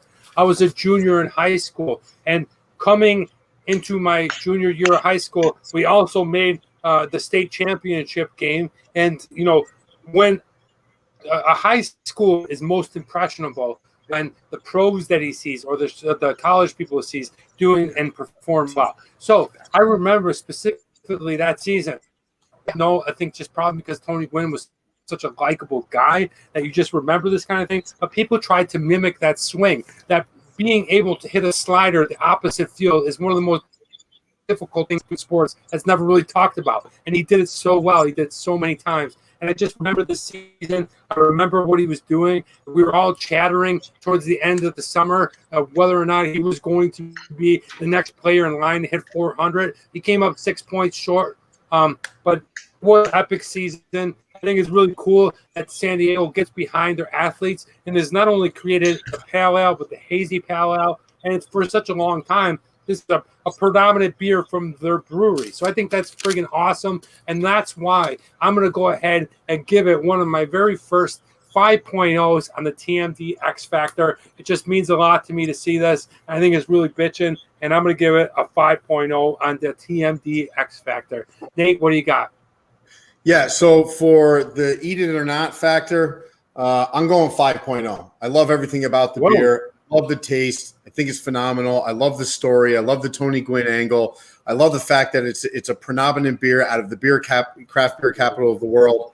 5.0 for me. Style, price is a little bit heavy, but I'm not going to knock them for it. I think it's worth it. Go buy it. Try this beer. It's phenomenal.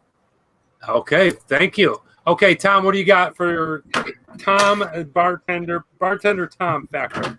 Ooh, I'm waffling over it, and I'm going to give you where my X factor comes in. My X factor comes in is that I want it. When I'm drinking outside, especially this time of year, it's Father's Day, it's hot. I want to drink this session beer. I also want it to be punchy, like it's a standard issue American Ale, IPA, at that alcohol point. I love it. I love the branding. I love the story. Not just as a baseball guy, I just think it's cool, and I think it's local to San Diego, which is pale ale capital of the universe. I'm going to keep it to as an X factor of 4.5 to keep me able to kind of take one step above. 4.5 out of 5 for just being a beer. I want a damn lot, and I'm going to go buy more. Very nice, very nice. Hey, what do you have for a scoreboard? My total score? No, like, do you have a different scoreboard or something? No, I write it down. Oh, all right. Well, Drunatic says, freak, Test Bunny have nice scoreboard. I wonder will inspire Dan to upgrade. And Tom Pratt's hats off. Okay, the score system update was a big step up. Yeah. And we went through this, me and Freak, but I was wondering if you were doing something that I wasn't aware of. But no, I'm keeping it down to what I do until I can do what I'm doing the best that I can do it, if that makes sense. So until then, until I get the real scoreboard that I really want, I'm doing it paper style, and I'm giving this one a 19.5. I thought it was a great beer. I definitely would try it again. And Nate, what do you think? What'd you give it? Yeah, I'm considerably higher than that. I'm at a 22. I think this beer, it deserves a ranking like that. If I look at just 22 out of 25, it just makes sense to me. Sounds like it probably equals a 394 batting average. It's great beer. Wow. That's crazy. Nate, does that have anything to do with being a pale ale? Like 22.5, that's amazing. 22.0, and it is. It's a beer that hits all the marks. Easily drinkable, has medium body, so you got some flavor. It's not a Coors Light. You're not drinking water. The price is a little bit scary probably for some people at $18 a six-pack, but the message, the localness of it, San Diego, the prowess of that as a craft beer capital, this is a home run, dude, 22. Home run, no pun intended. I'm shocked. Thank you so much, Filio. Thank you. I seem to be a nice guy. I hope so. And moving on to Tom. Tom, what was your total score? Oh, that's not Tom. Discount Chris Pratt. Nice guy. You win. At the end of the day, we've landed on 21.5, so a single notch below Nate, but it is an outstanding beer. Great, not good. And I have no connection to San Diego outside of being a pale ale fan. It is excellent. I love it. I'm going to be drinking a heck of a lot more of it, and it blew expectations out of the water. I'm keeping it there. Wow. Very, very cool. Guys, I love this. I got to be honest with you. We're at an hour and 23 minutes. We have 18 people. It is definitely a longer show, so hang with us. It's halftime. If you need a stretch, how's that bitters? If you need a stretch, I love the new people. I love the energy that everything is bringing. But we're still sticking with some of the old stuff. What the hell is that thing? You know what? It was made for. There was a surprise birthday party for me several years ago, and I showed up, and everybody had one, and so now I keep one kicking around. I like it. Lisa's here, guys. It's time to go into the second beer. I do not care about the scoreboard, Danny. Thank you, Drunatic. I know. I was just wondering if I was missing something. You know, I absolutely love you guys. I'd love to have a beer with each and every one of you. And now it's time to go into the second beer. The second beer I'm excited about because we've done this style before. We've done this this brewery before. And guys, I want to introduce you guys to the next beer that we're going to be doing on the show, and that is from Boulevard Brewing Company from Kansas City, Missouri. Okay, this is called the Space Camper Cosmic IPA. Look at that. That is a great looking label. I love the can. That's a Travel Man Dan look right there. I definitely enjoy this one. And this is the Cosmic IPA. So it is 5.9%. Yes, under that 6% of being a strong beer. That's okay. It's 7% for the planet. I don't know what that means. It says cool label. You got this like Punky Brewster looking character on the front. And let's go ahead and I'm gonna crack this guy open or girl. I'm not even gonna say that. Okay, we're gonna crack this open. Okay, right away, the smell, the aroma flowing out of this can is well endowed hops. That's all I'm going to say. I'm guessing that it's going to be dark, but it is not. It is super light. Super light. Oh, super light, like lemonade. Take a look at this guy. This Beautiful. is looking like a very, very light beer. Okay. This is a Cosmic IPA. I'm not sure what that means. If it's from out of this world or not. What the score is the cheap beer. Danny's a knight in shining armor. Byron, I want to freaking hug you so hard, my man. Thank you. Hi, Lisa. All right, so boy, cool. Yes, the can is bitching. We have Lisa here, my sister, full screen for the purpose. Yes. Now, one thing I will say about this one is there is a lot of carbonation going on. You can see a ton of bubbles attaching to this glass. Look at that. Okay, almost looks like a can of pop. Smells deep, rich flavor of heavy hops. Now let's go in for another quick sip, and I'll let you know. And then we're going to roll on. We're going to go a little faster with this back end of the show. And I should get you out of here at about a minute, closer to 2 hours. Here we go. Hi, Ginta. What? Lobby. Okay, Space Camper. Wow. All right. I'm getting a citric flavor. Definitely a strong smell of hops, but it is clean. It is refreshing. And you know what? It's not an offset of either one, just like the previous beer. I think it's a good beer on first sip. I'm still figuring out what nodes are coming down as I'm taking a sip. And, well, I think Boulevard Brewing Company is a decent brewing company, as we've done one of their beers before. This one has got a really, really refreshing flavor to it, clean and crisp. Nate, have you cracked yours open? What do you think on the first sip? Of course. So, yeah, I absolutely love this. It comes from Kansas City. Boulevard Brewing was established back in 1989. There's a lot of similarities of this beer with the 394. Like, they're kind of in competition with each other, even though one is an American Pale Ale and the other is an Indian Pale Ale. But they have that 5.9 to 6% ABV. They are very, very light, kind of daily drinkers type of beer. It's not going to be offensive on the front of the tongue when it comes to the over hoppiness. This is more hop forward than the 394, but it's really nicely balanced. I wouldn't say it's great, but it's really nice. It's good. Pine, citrus, grapefruit. That's what I'm getting. Okay. Tom, you got a first sip. We want to break us in? Yeah. Got a first sip. It is I won't say notch below. We'll wait for final scores. It's sweeter. It's more citrusy. You're getting a lot more of that forward.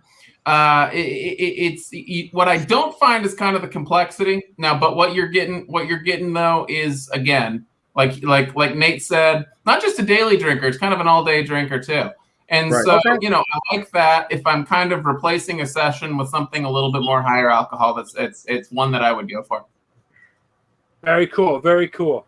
All right. Well, we're going to get back in there when we score, but now it's time to run the favorite of mine segment. It is What Would You Rather? I'm going to go ahead and ask you 5 questions. You can let me know in the comments right now, or you can wait till the show's over. Down in the description will be these 5 questions, and you can go ahead and comment, which will help the video. So here they go. Dan, did you say pop? He is.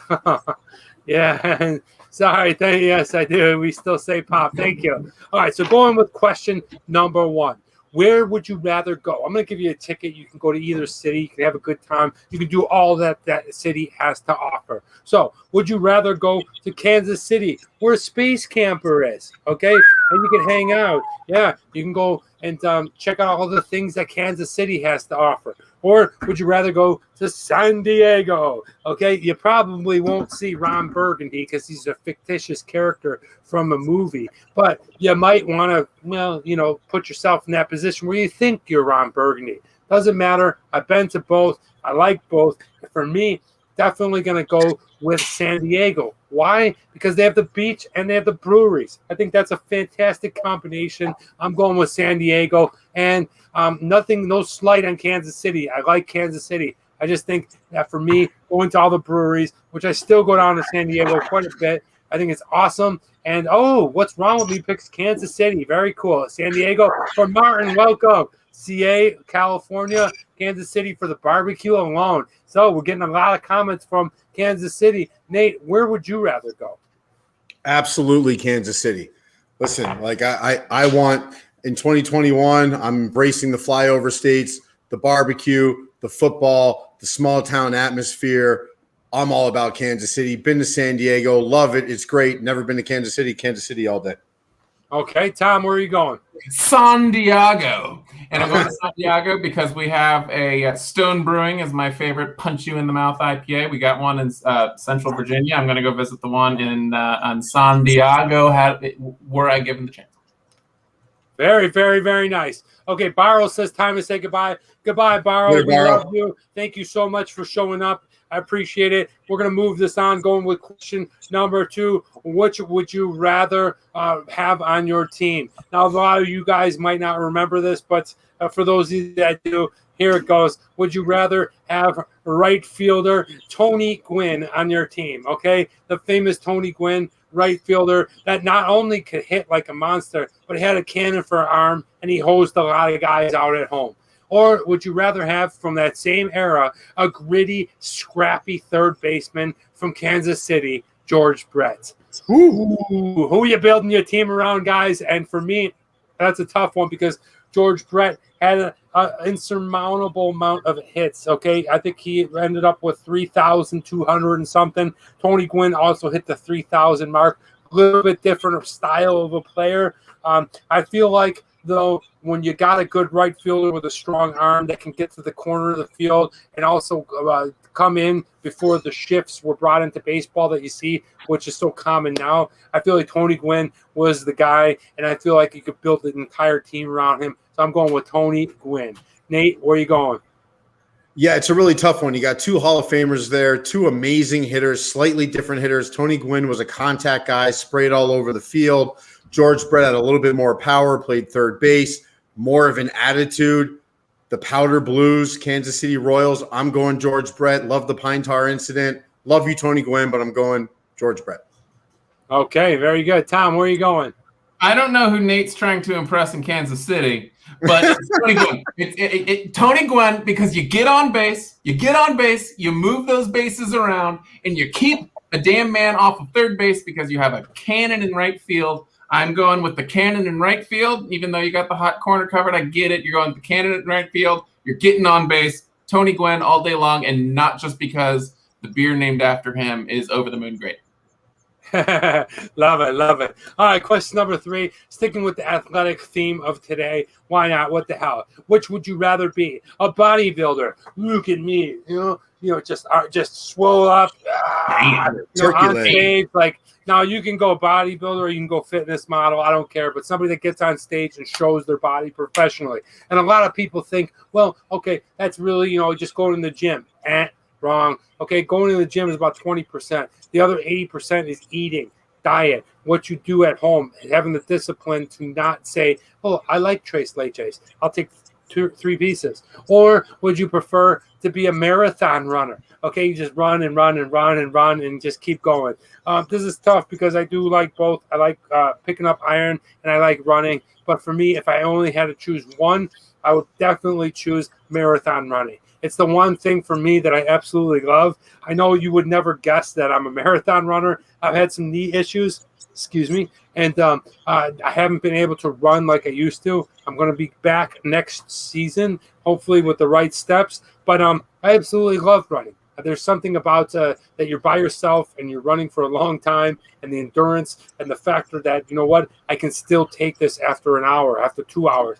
I ran a few marathons in my life, and I enjoyed them all. And, for me, I think it's just something about the endorphins. Nate, what would you rather be, a marathon runner or a bodybuilder? Definitely not a marathon runner. I'll tell you that right now. I hate running, and I would rather that like GSP physique than I would, I don't know, whoever your best long distance runner's physique is. So I'm going bodybuilder, fitness guy, stage guy. Get it done, buddy. Okay, Tom, what are you going? Taste like freedom.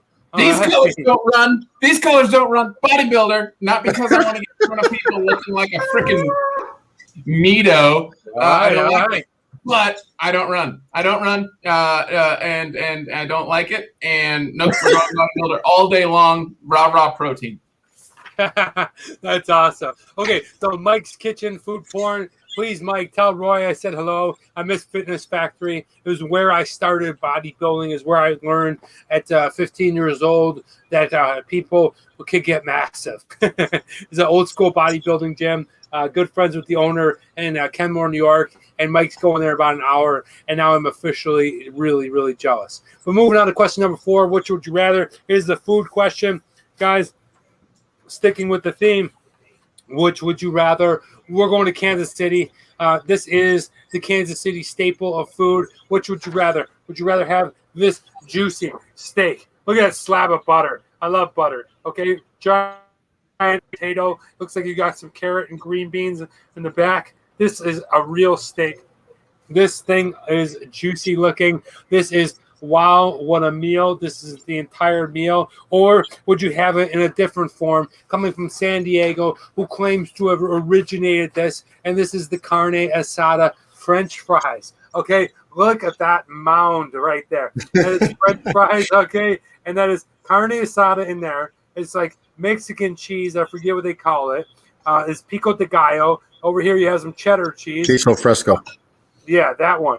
You have avocado in there. You have all kinds of sour cream. I mean, this is a meal in itself, right? So whichever way you like that cow's ass, whether you like it in a steak form or whether you want it chopped up, thinly sliced, and put on the potato, it doesn't matter. We're talking about San Diego or Kansas City. How are you going to like it? This one's tough because I absolutely love it. But, being a manly man, I'm going to go with the Kansas City steak. How can you not, right? There's something about the French fries that I do like. I really like Peruvian food that has the French fries stirred and mixed into it. But nothing beats a better steak, right? You have a good Al. Maybe you have this space camper by your side, and you're chomping into that thing. I heard Kansas City has amazing steaks. I've only been there twice, and I've never gotten a steak there.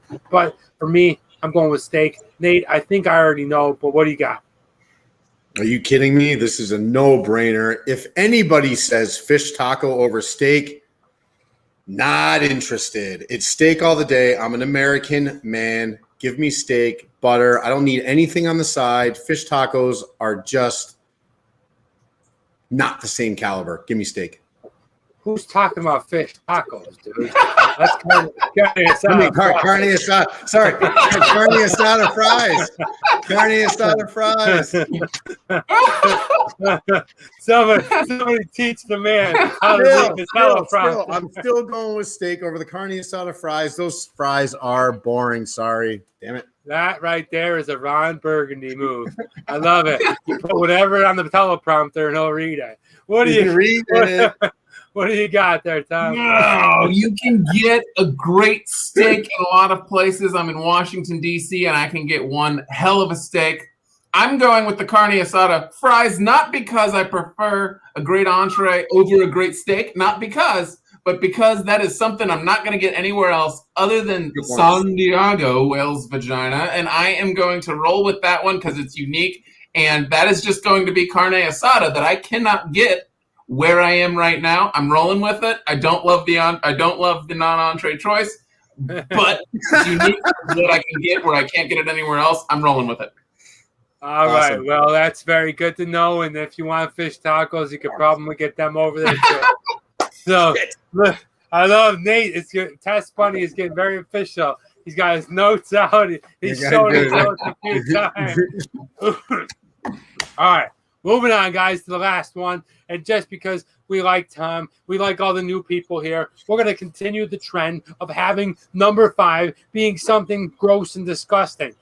Now, I've had a little help with this one as I was talking to Nate's wife, Cindy, last night, and she recommended one of these. So one of these is hers, and one of them is mine. And we're talking about a shot glass. That's right, a full 1-ounce shot glass, full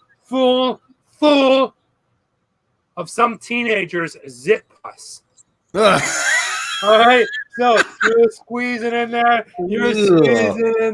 You got all kinds of zits and pus and everything going into this cup. A rando or my own? Teenager at the mall. No, it's just some weird 8th grader at the mall. All right, you're at this fully filled with that 8th grader's pus. Dude, you got to go in like this, dude. You can't even shoot it. Like, you got to literally stick your finger into the shot glass and pick it out. No, you go like this. Jesus Christ.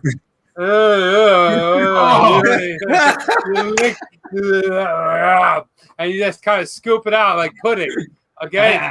Or, Tom said, well, vagina. Yes, he did. Okay. What the hell? It's me. Welcome to the show. Ron Burgundy. Okay, Jordan takes used to these gross ones. And okay, so that's number 5. You got your 8th grade pus shot. Or same shot glass, but just different element. And this is coming from Cindy. Okay? Now this is coming from Cindy. And this banana butt. A shot glass of other people's spit. Okay? What's wrong with me says, what the hell is wrong with you guys? Welcome to the show. Oh, my God. So much more than dancing. Yes, you guys are sickos. All right. So, we're going with spit, or we're going with zit pus. That's a tough one because, like I said before, a zit pus is almost like a tapioca, right? It's thicker, and you got to put your tongue down in there. So spit, I feel like you could just go down there. But inside them spit things, inside the shot, there may be a couple loopies, a couple heavy loaders, okay? Some other extra phlegm from people that you don't know. Really gross, sick shit. So what the hell not? There might be some saltiness that you enjoy. I'm going with the zit pus. Oh! Really? What do you got? Zit Spit pus? all day says what's wrong. What do you got? I don't think there's a right answer for this. So it's, I guess spit. I don't know. Oh. There's something about the pus coming out of a zit is more offensive than spit coming out of some disgusting stranger's mouth. So I'm going to do the spit. Okay. And Tom, what about you? I'm going to one-up you on this one. I am going to swish the spit around in my mouth before I friggin' go for zit pus. Jesus Christ, you're a monster, and I know it was you who picked that one. What the fuck? Yeah, no, Yes. I will do anything with that spit to avoid getting pus from a zit in my oral cavity. That's the answer, and I will die on that hill. Do you remember the one you would get up onto the mirror? Do you want that in a shot glass? What's the say again? Like I said, you might have saliva. Spit is really gross. It's got bubbles in it. You might have loogies. It's got really weird phlegmy. Okay, with zit pus, it might be like salty tapioca. A guy a guy with a COVID cough puts spit into a shot glass. He wins over zit That's all you guys. Agreed.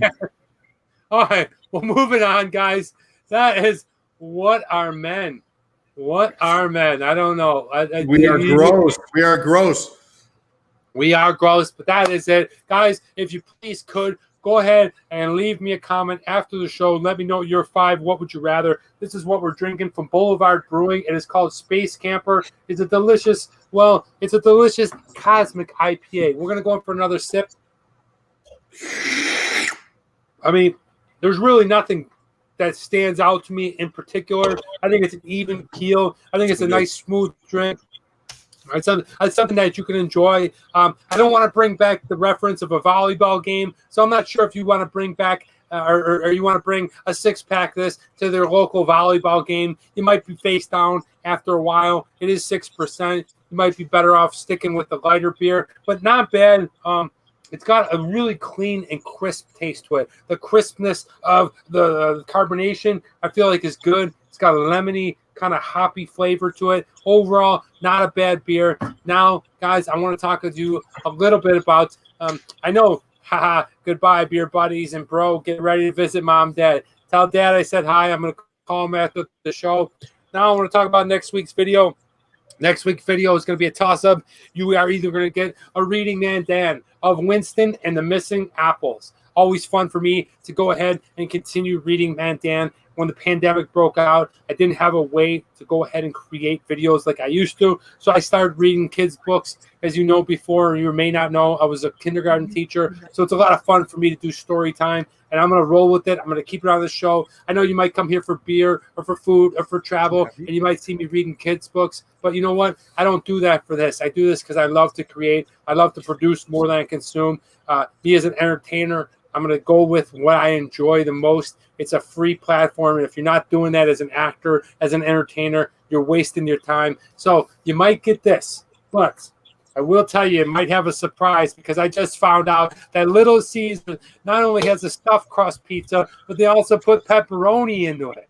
Okay, so it's a stuffed crust pepperoni cheese crust.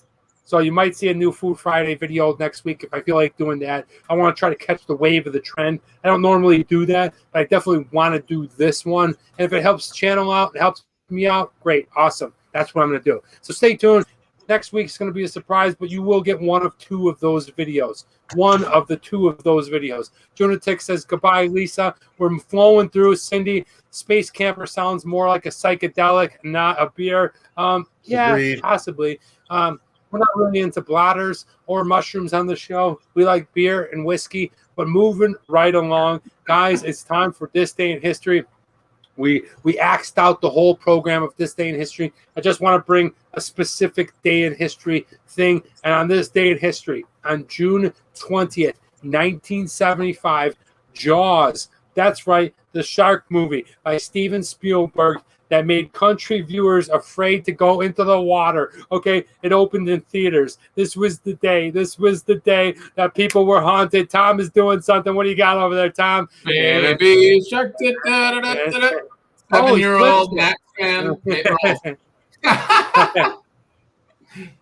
All right. Well, on this day in history, the movie Jaws appeared for the very first time in theaters. Is the story of the great white shark in New England resort town that petrified everyone.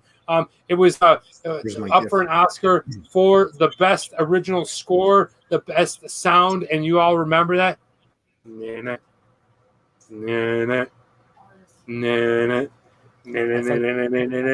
Everyone must have done that as a kid. Please tell me you guys all did that as a kid, right? Of course. Come on. Yeah. I watched it at the beach. You watched at the beach. Were you afraid to go in the water afterwards? My dear grandmother was the one who put it on because she loves seeing children terrified. You should have seen her Halloween whole setup for the neighborhood kids. Was I scared to go in? No, because just I'm not a puss. Yeah, very good, Tom. All right, so that is this day in history. Jaws ended up taking home 3 Oscars, and they went on to do a lot of other films after that. Well, Steven Spielberg did, but they did 3 other ones after that. I'm sorry, 2 other ones. And Jaws 3, to me, is one of the most underrated films. I think it's really cool that you had like Busch Gardens and the Jaws got into the dolphin area, and I think it's just really neat. If you haven't seen it, check out Jaws 3. It's one of the very underrated movies in the world. Nate, known for your favorite, my favorite. Well, actually, it's not my favorite. Because my favorite is What Would You Rather. But I know you always enjoy talking about this. You were on the Indianapolis. Yeah. So, guys, this is what I want to talk to you guys about. This is what are you reading? What are you watching? And what are you listening to? And this is what I am reading. I am reading none other than what the hell. You know I'm an actor. You know I love doing this kind of stuff. And I am reading the script of Jaws. Okay, there it is right there. I am reading the original Jaws script. Okay, I feel like as an actor, there's so many things that you can be doing that you don't need other people to become a good actor. I'm laying low right now. I'm focusing on YouTube. I'm working at my regular job. But the things as simple as understanding a script can make you such a better actor, can make you, when I jump full into it again, well, I feel like I haven't lost that much. And it gives you that inspiration to keep going. So I'm reading this. Nate, what are you reading these days? So, guys, this is going to be the first time I'm actually going to talk about a book because I don't really read. But since I'm on this show, Danny, you've inspired me to do so. And I am right now reading Norm Macdonald's based on a true story, not a memoir. This is absurdly funny. Okay. I've got maybe 30 pages into it. I'm not all the way through it. If you like Norm Macdonald, if you like stand-up comedians, he's the GOAT, in my opinion. There's really not even a second place when it comes to guys that are just comic human beings, and that's who he is. Please take a look at this. Deserves awards, brilliantly written, absurdly funny, awesome pace. Read this book. Norm Macdonald is a G. Oh, I love it, Nate, and I think that's cool that you were inspired to pick up a book, and just because your book isn't necessarily like a classic novel doesn't necessarily make you worse. The fact that you're reading, I think, is fun. What do you got there, Tom? Well, this is my toilet read right now, and it's slim. If you guys know Monty Python, you know John Cleese. Yep. He's the funniest man in the world, and he isn't, but he's very funny. I don't know why I said the world. But it is Creativity by John Cleese. It is really, really phenomenal. It's his whole from his college days, how he kind of inspires creativity from a space where you just kind of farting around the house and kind of coming up with a design, coming up with a concept, coming up with a joke, whatever the hell. You just kind of come up with those, get those creative juices flowing, how to do it. It's cool. It's a lot of fun. It's his tone. It's as easy of a read as you're possibly going to find, which is why it made its way to the back of my toilet. I love it. I recommend it. Go buy it and enjoy it. I love it too. I love that. A lot of times inspiration is this weird thing that it comes to you with just everyday life. And I think that it really kind of lands that. All right, what are we watching, guys? I went back to it. I've seen it now. This is the 3rd time. It's 3.5 hours long. I wish it was 16.5 hours long. And that is The Irishman. I absolutely love it. The fact that you get Joe Pesci, Robert De Niro, and Al Pacino together in roles like this with other characters, it's just a great movie. I think Scorsese's best film ever, and I'm not afraid to say that. I think it was just really well put together. I love the style of it. I'm probably going to go back and watch it in a month or two, but I'm watching The Irishman. Nate, what are you watching? Better Call Saul. If you are a fan of Breaking Bad, Better Call Saul arguably is better story arc, in my opinion. Season 6 is supposed to come out soon. Final season. Better Call Saul. Phenomenal. Nice. And what about you, Tom? I wish I didn't love Rick and Morty as much as I do, because, and it was one of those, like, I'm really sitting around after one of these guys, and it is tremendously good, and it's hilarious, it's smart, and I'm rolling with it, and I'm also simultaneously watching for the second time Veep. If you haven't watched Veep, it's more Washington than House of Cards. It's 100% accurate. It's hilarious. Nothing makes me laugh harder, longer. Watch Veep. Veep is great, man. Love that show. It's called Veep, like Beep. Yeah, Beep. so it's like Vice President Victor EEP. Yeah, it's basically it's Julia Louis-Dreyfus from Seinfeld, Elaine, and she's basically in the beginning she's the vice president, eventually makes it to president, but it's kind of a spoof satire sitcom style on HBO. It's awesome. It's worth it. Very funny. Oh. Okay, very good, very good. Okay, moving on. I'm going to go to what are you listening to? And what am I listening to? Well, it's nothing great. I'm not doing any new podcasts I can't share you with. I like deep house. It's probably my favorite genre of music. So I'm listening to a lot of deep house music. What about you, Nate?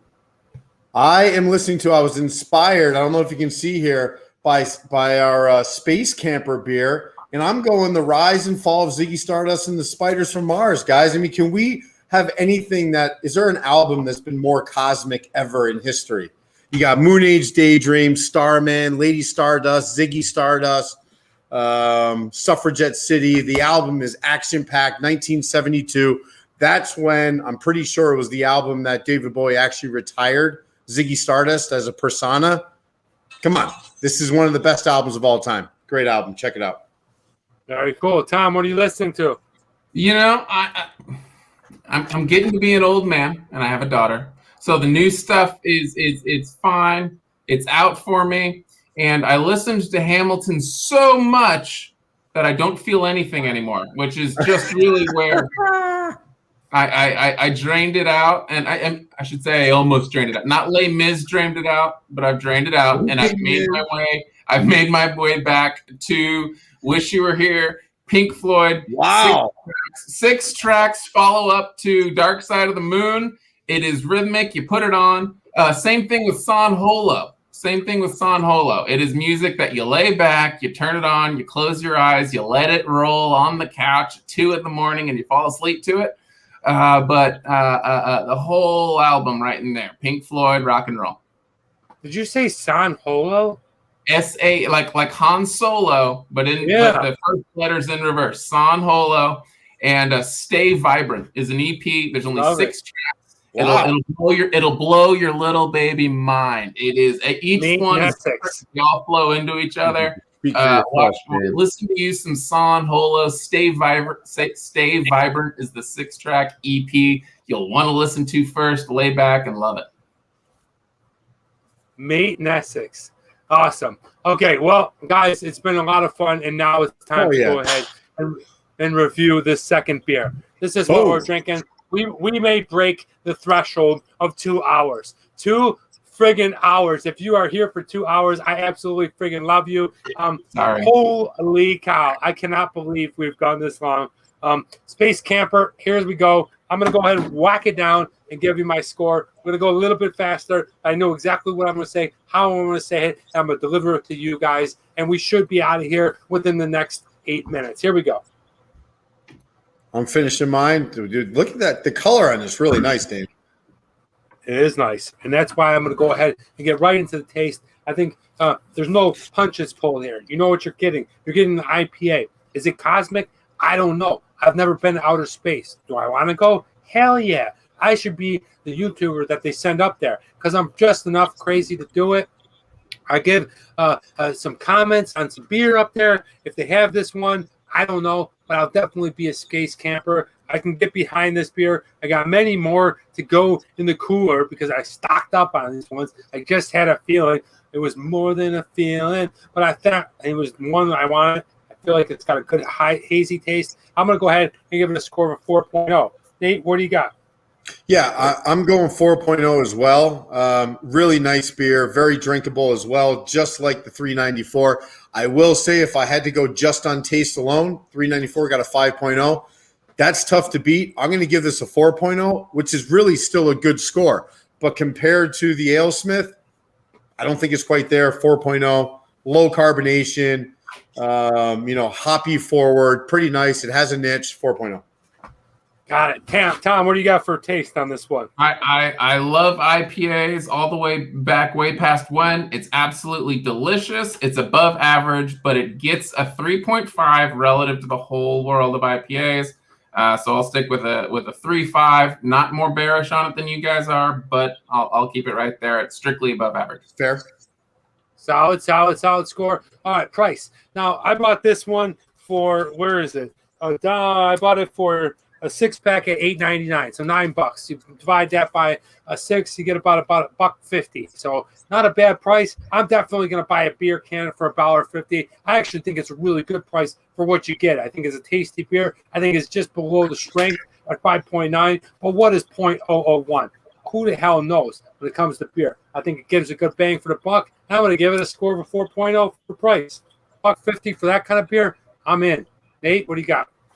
Yeah, I'm in agreement on a score for price at a 4.0 because the price I dinged for the $3.94 since it was $2.99 a can. This is $1.90 a can, which is a $12 6-pack. That's not crazy. So I'm going to do a 4.0 on price. Okay, Tom, what do you got? For West Coast beer, in any case, I love the can. But excellent beer, good value. From where I am right now, 4.5 out of 5 is what I have down. Oh, very nice. Okay, now let's go into the design. I mean, I hate the Raiders, but I do like the colors of silver and black. That is a really cool thing. And then one thing I like about this can, right, is you have this image right here where you have the full body astronaut, okay? And Punky Brewster is filling in there as the letter A on camper and on space. But then we turn the can around. As the world turns, okay, you get a different image. How badass is that? 2 images, 1 can. I think that's a brilliant idea. I like the style. I like the color. I like that the girl's hair is orange and it jumps off of that silver and gray and kind of black, basic palette that's going on with that can. I think it's a great idea. I'm going to go ahead, and because it's space and I love outer space, I'm going to give it a 4.0. What do you got? Yeah, I love the can. You just kind of hit on all the topics I was going to talk about. We got astronaut, metallic. It's very sharp. We've got the black. We got the silver. I love the accent of the burnt orange. It really stands out to me. We got 2 different logos on here, so you're getting bang for your buck. Star Wars, Battlestar Galactica, 4.5. And I like what Martin says. It looks like Wendy's. It does look like Wendy's. And I like Wendy's a lot. Excuse me, miss. This is a Wendy's. Damn it. Yeah, Tom, what do you got? Stole my Wendy's in space reference. It's a cool. Damn. It's a cool design relative to the universe of great design in beer. And I'm going to go back to like Dogfish Head, the artist for Hunter S. Thompson, kind of going into that. There is incredible style with beers all over the place. It's cool, but like Wendy's, it's okay. I'm going to give it a 3.5 because it's above average. It's cool. It doesn't blow my little baby mind.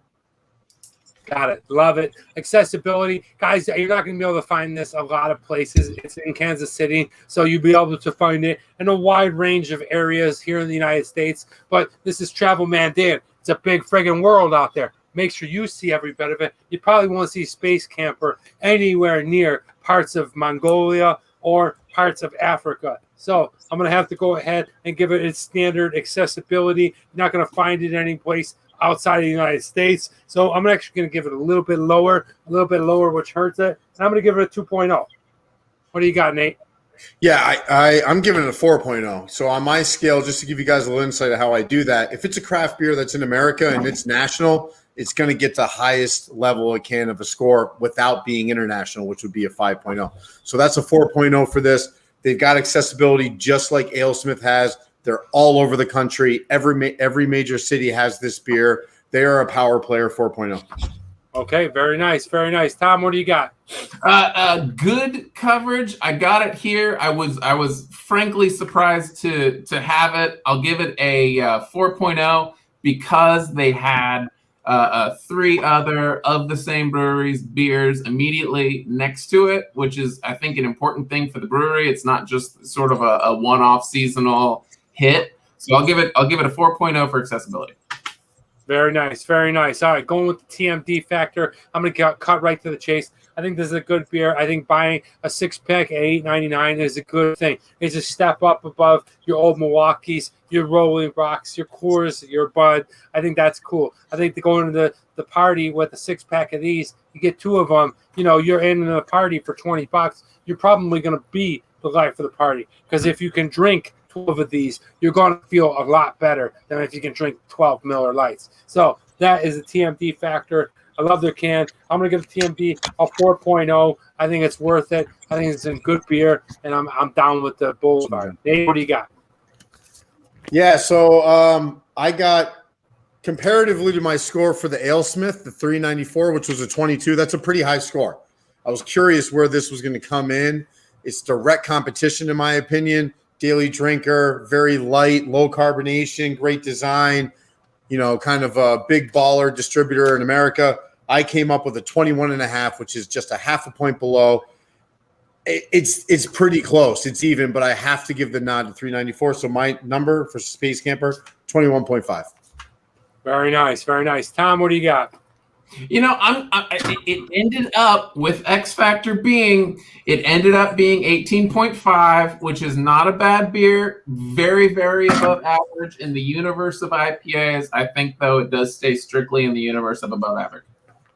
Very cool. Okay, so Tom already gave us his complete score. Guys, I gave this beer a lot of recognition. The only thing I heard it was the accessibility. I gave it checked in at an 18 score. Okay, it's above 16, so it's considered a good beer here on the show. I hope that you guys get a chance to try it. Not only the Space Camper from Boulevard, okay, Brewing Company in Kansas City, but also check out the Hazy or the Powwow 394 from AleSmith in San Diego. Hey, what did you give the Space Camper? 21.5. 21.5. He's feeling generous, folks, and I love it. I love that you enjoy these beers. Thank you so much, Nate, for those scores. If you want to dive into this episode, you can rewind. Thank you so much. Now it's time, before I say goodbye to our guests, I want to close out the show with today's quote. And today's quote is always a fun one to go ahead and think about and meticulously think about in your minds. And really, this one is, I guess, the word that comes to mind is confidence. And when you think about this one, is this confidence in yourself. You guys know, if you watch the show, my motto is always believe in yourself, work hard, and don't give up. I always say those 3 phrases, and this kind of falls in line with that. And it says this, it's by an anonymous person. It says, never beg for a seat when you can build your own table. And, well, obviously here on YouTube and out there in the creator universe, but also as an actor. And you know what? This thing really falls in line to whatever you're doing in life, however you can relate this to your life. Don't beg somebody for a seat at their table when you feel like you need to be a part of something that they're doing, when you can go ahead and, good God, as yourself, just create it yourself. Especially me as a creator, I'm speaking to you, but I also know that it can be put into whatever you're doing, that you feel like sometimes that you need to be doing what everybody else is doing to keep up with the Joneses. That's all a bunch of horse shit. You're just as good as you are right now, and you can create your own table so that you can go ahead and sit down. Well, maybe in the beginning, it's all by yourself, and people not understand that, but still, it's yours, and you're doing it yourself. So I encourage you, whatever it is that you're doing out there, whether it's something creative in the arts, YouTube, videos, painting, sculpting, don't feel like you have to do what everybody else is doing. And that's why I love this quote. When you think about it, you're like, how does this fall in line? Because I really think about these things. But it really comes to mind to myself. It's like, you know what? The person that you're trying to follow, to try to fit in, to try to do what they're doing so you can get a seat at their table, they were the same thing as you. So go ahead and create your own fucking table and get involved and do your own thing and get started, and you can maybe surpass that person, and then people are trying to, you know, help or get into your table. But hopefully you'll continue to, you know, keep that mind frame and support people and encourage them to do their own thing. Guys, I'm going to leave you with that quote of the week. I want to say thank you so much to our guest, and we're going to hop over to Tom. So, Tom, thank you so much for hopping on today's show. I hope that you had a good time. We are at record-breaking time as we went at 2 hours and 8 minutes. Did you have a good time, Tom? That's the most, for having me on as a guest, the most predictable thing, and I do apologize for it. I had an absolute blast. Love the two of you guys. Really, really appreciate you having me on. Made my whole Father's Day, and look forward to talking to you guys more. Thanks for watching, and it was fun. It was a pleasure having you, Tom. You're welcome back anytime. I'm sure we're going to bring you back. Thank you so much. You're on the historic Travel Man Dan Weekly Beer and Video Review Show, and is the longest show ever. And shooting up to our man, how's it going, Test Bunny? Did you have a good time today? Do you have any closing thoughts? Yeah, so I was really excited about this competition between these two beers. You guys tell us in the comments below if you like this kind of competitive angle on how we approach these beers, but they're in the same space. They're two big builders in the market here in American craft beer scene. We were able to line them up together. I gave the nod to the San Diego 394 beer from Ale Smith. Absolutely love it. I really want to go to their brewery. It also reminds me to say happy Father's Day to my brother. I got a friend, Matt, that this is reminding me of, who lives out in San Diego. He's a big Padres fan. I knew he was at a recent game when Fernando Tatis Jr. walked off recently, so I'm sure he's loving this. I'm sure he's drank this beer before. Happy Father's Day to everybody out there. Today for me, it was 394 for the win. Very close battle. Hope to see you guys next week. Travel Man Dan, thank you for having me. Tom, happy Father's Day. Look forward to seeing you again, brother. Happy Father's Day, guys. Appreciate it. Thank you, Nate. Thank you, Tom. Thank you so much. Happy Father's Day. Unfortunately, I'm not a father at this point in time. Maybe later, hopefully one day. But I do want to go ahead and once again remind you to please listen to Creeping Jennie. Here is their song from their new album, Last Normal Night. We're closing it out with this one. If I can go ahead and play this. Okay, let's see if this plays. And I want to give a big shout out to my cousin Mike. If you haven't checked it out, I don't know why it's oops, something is wrong. And we're not going to stall it anymore. We're going to go ahead and close this show out. This has been an epic show. We had a lot of people. Thank you so much. Here is Creeping Jennie, Trouble with Summer. Thank you so much for watching. I'm Travel Man Dan. Remember, it's a big world out there. Make sure you see every bit of it.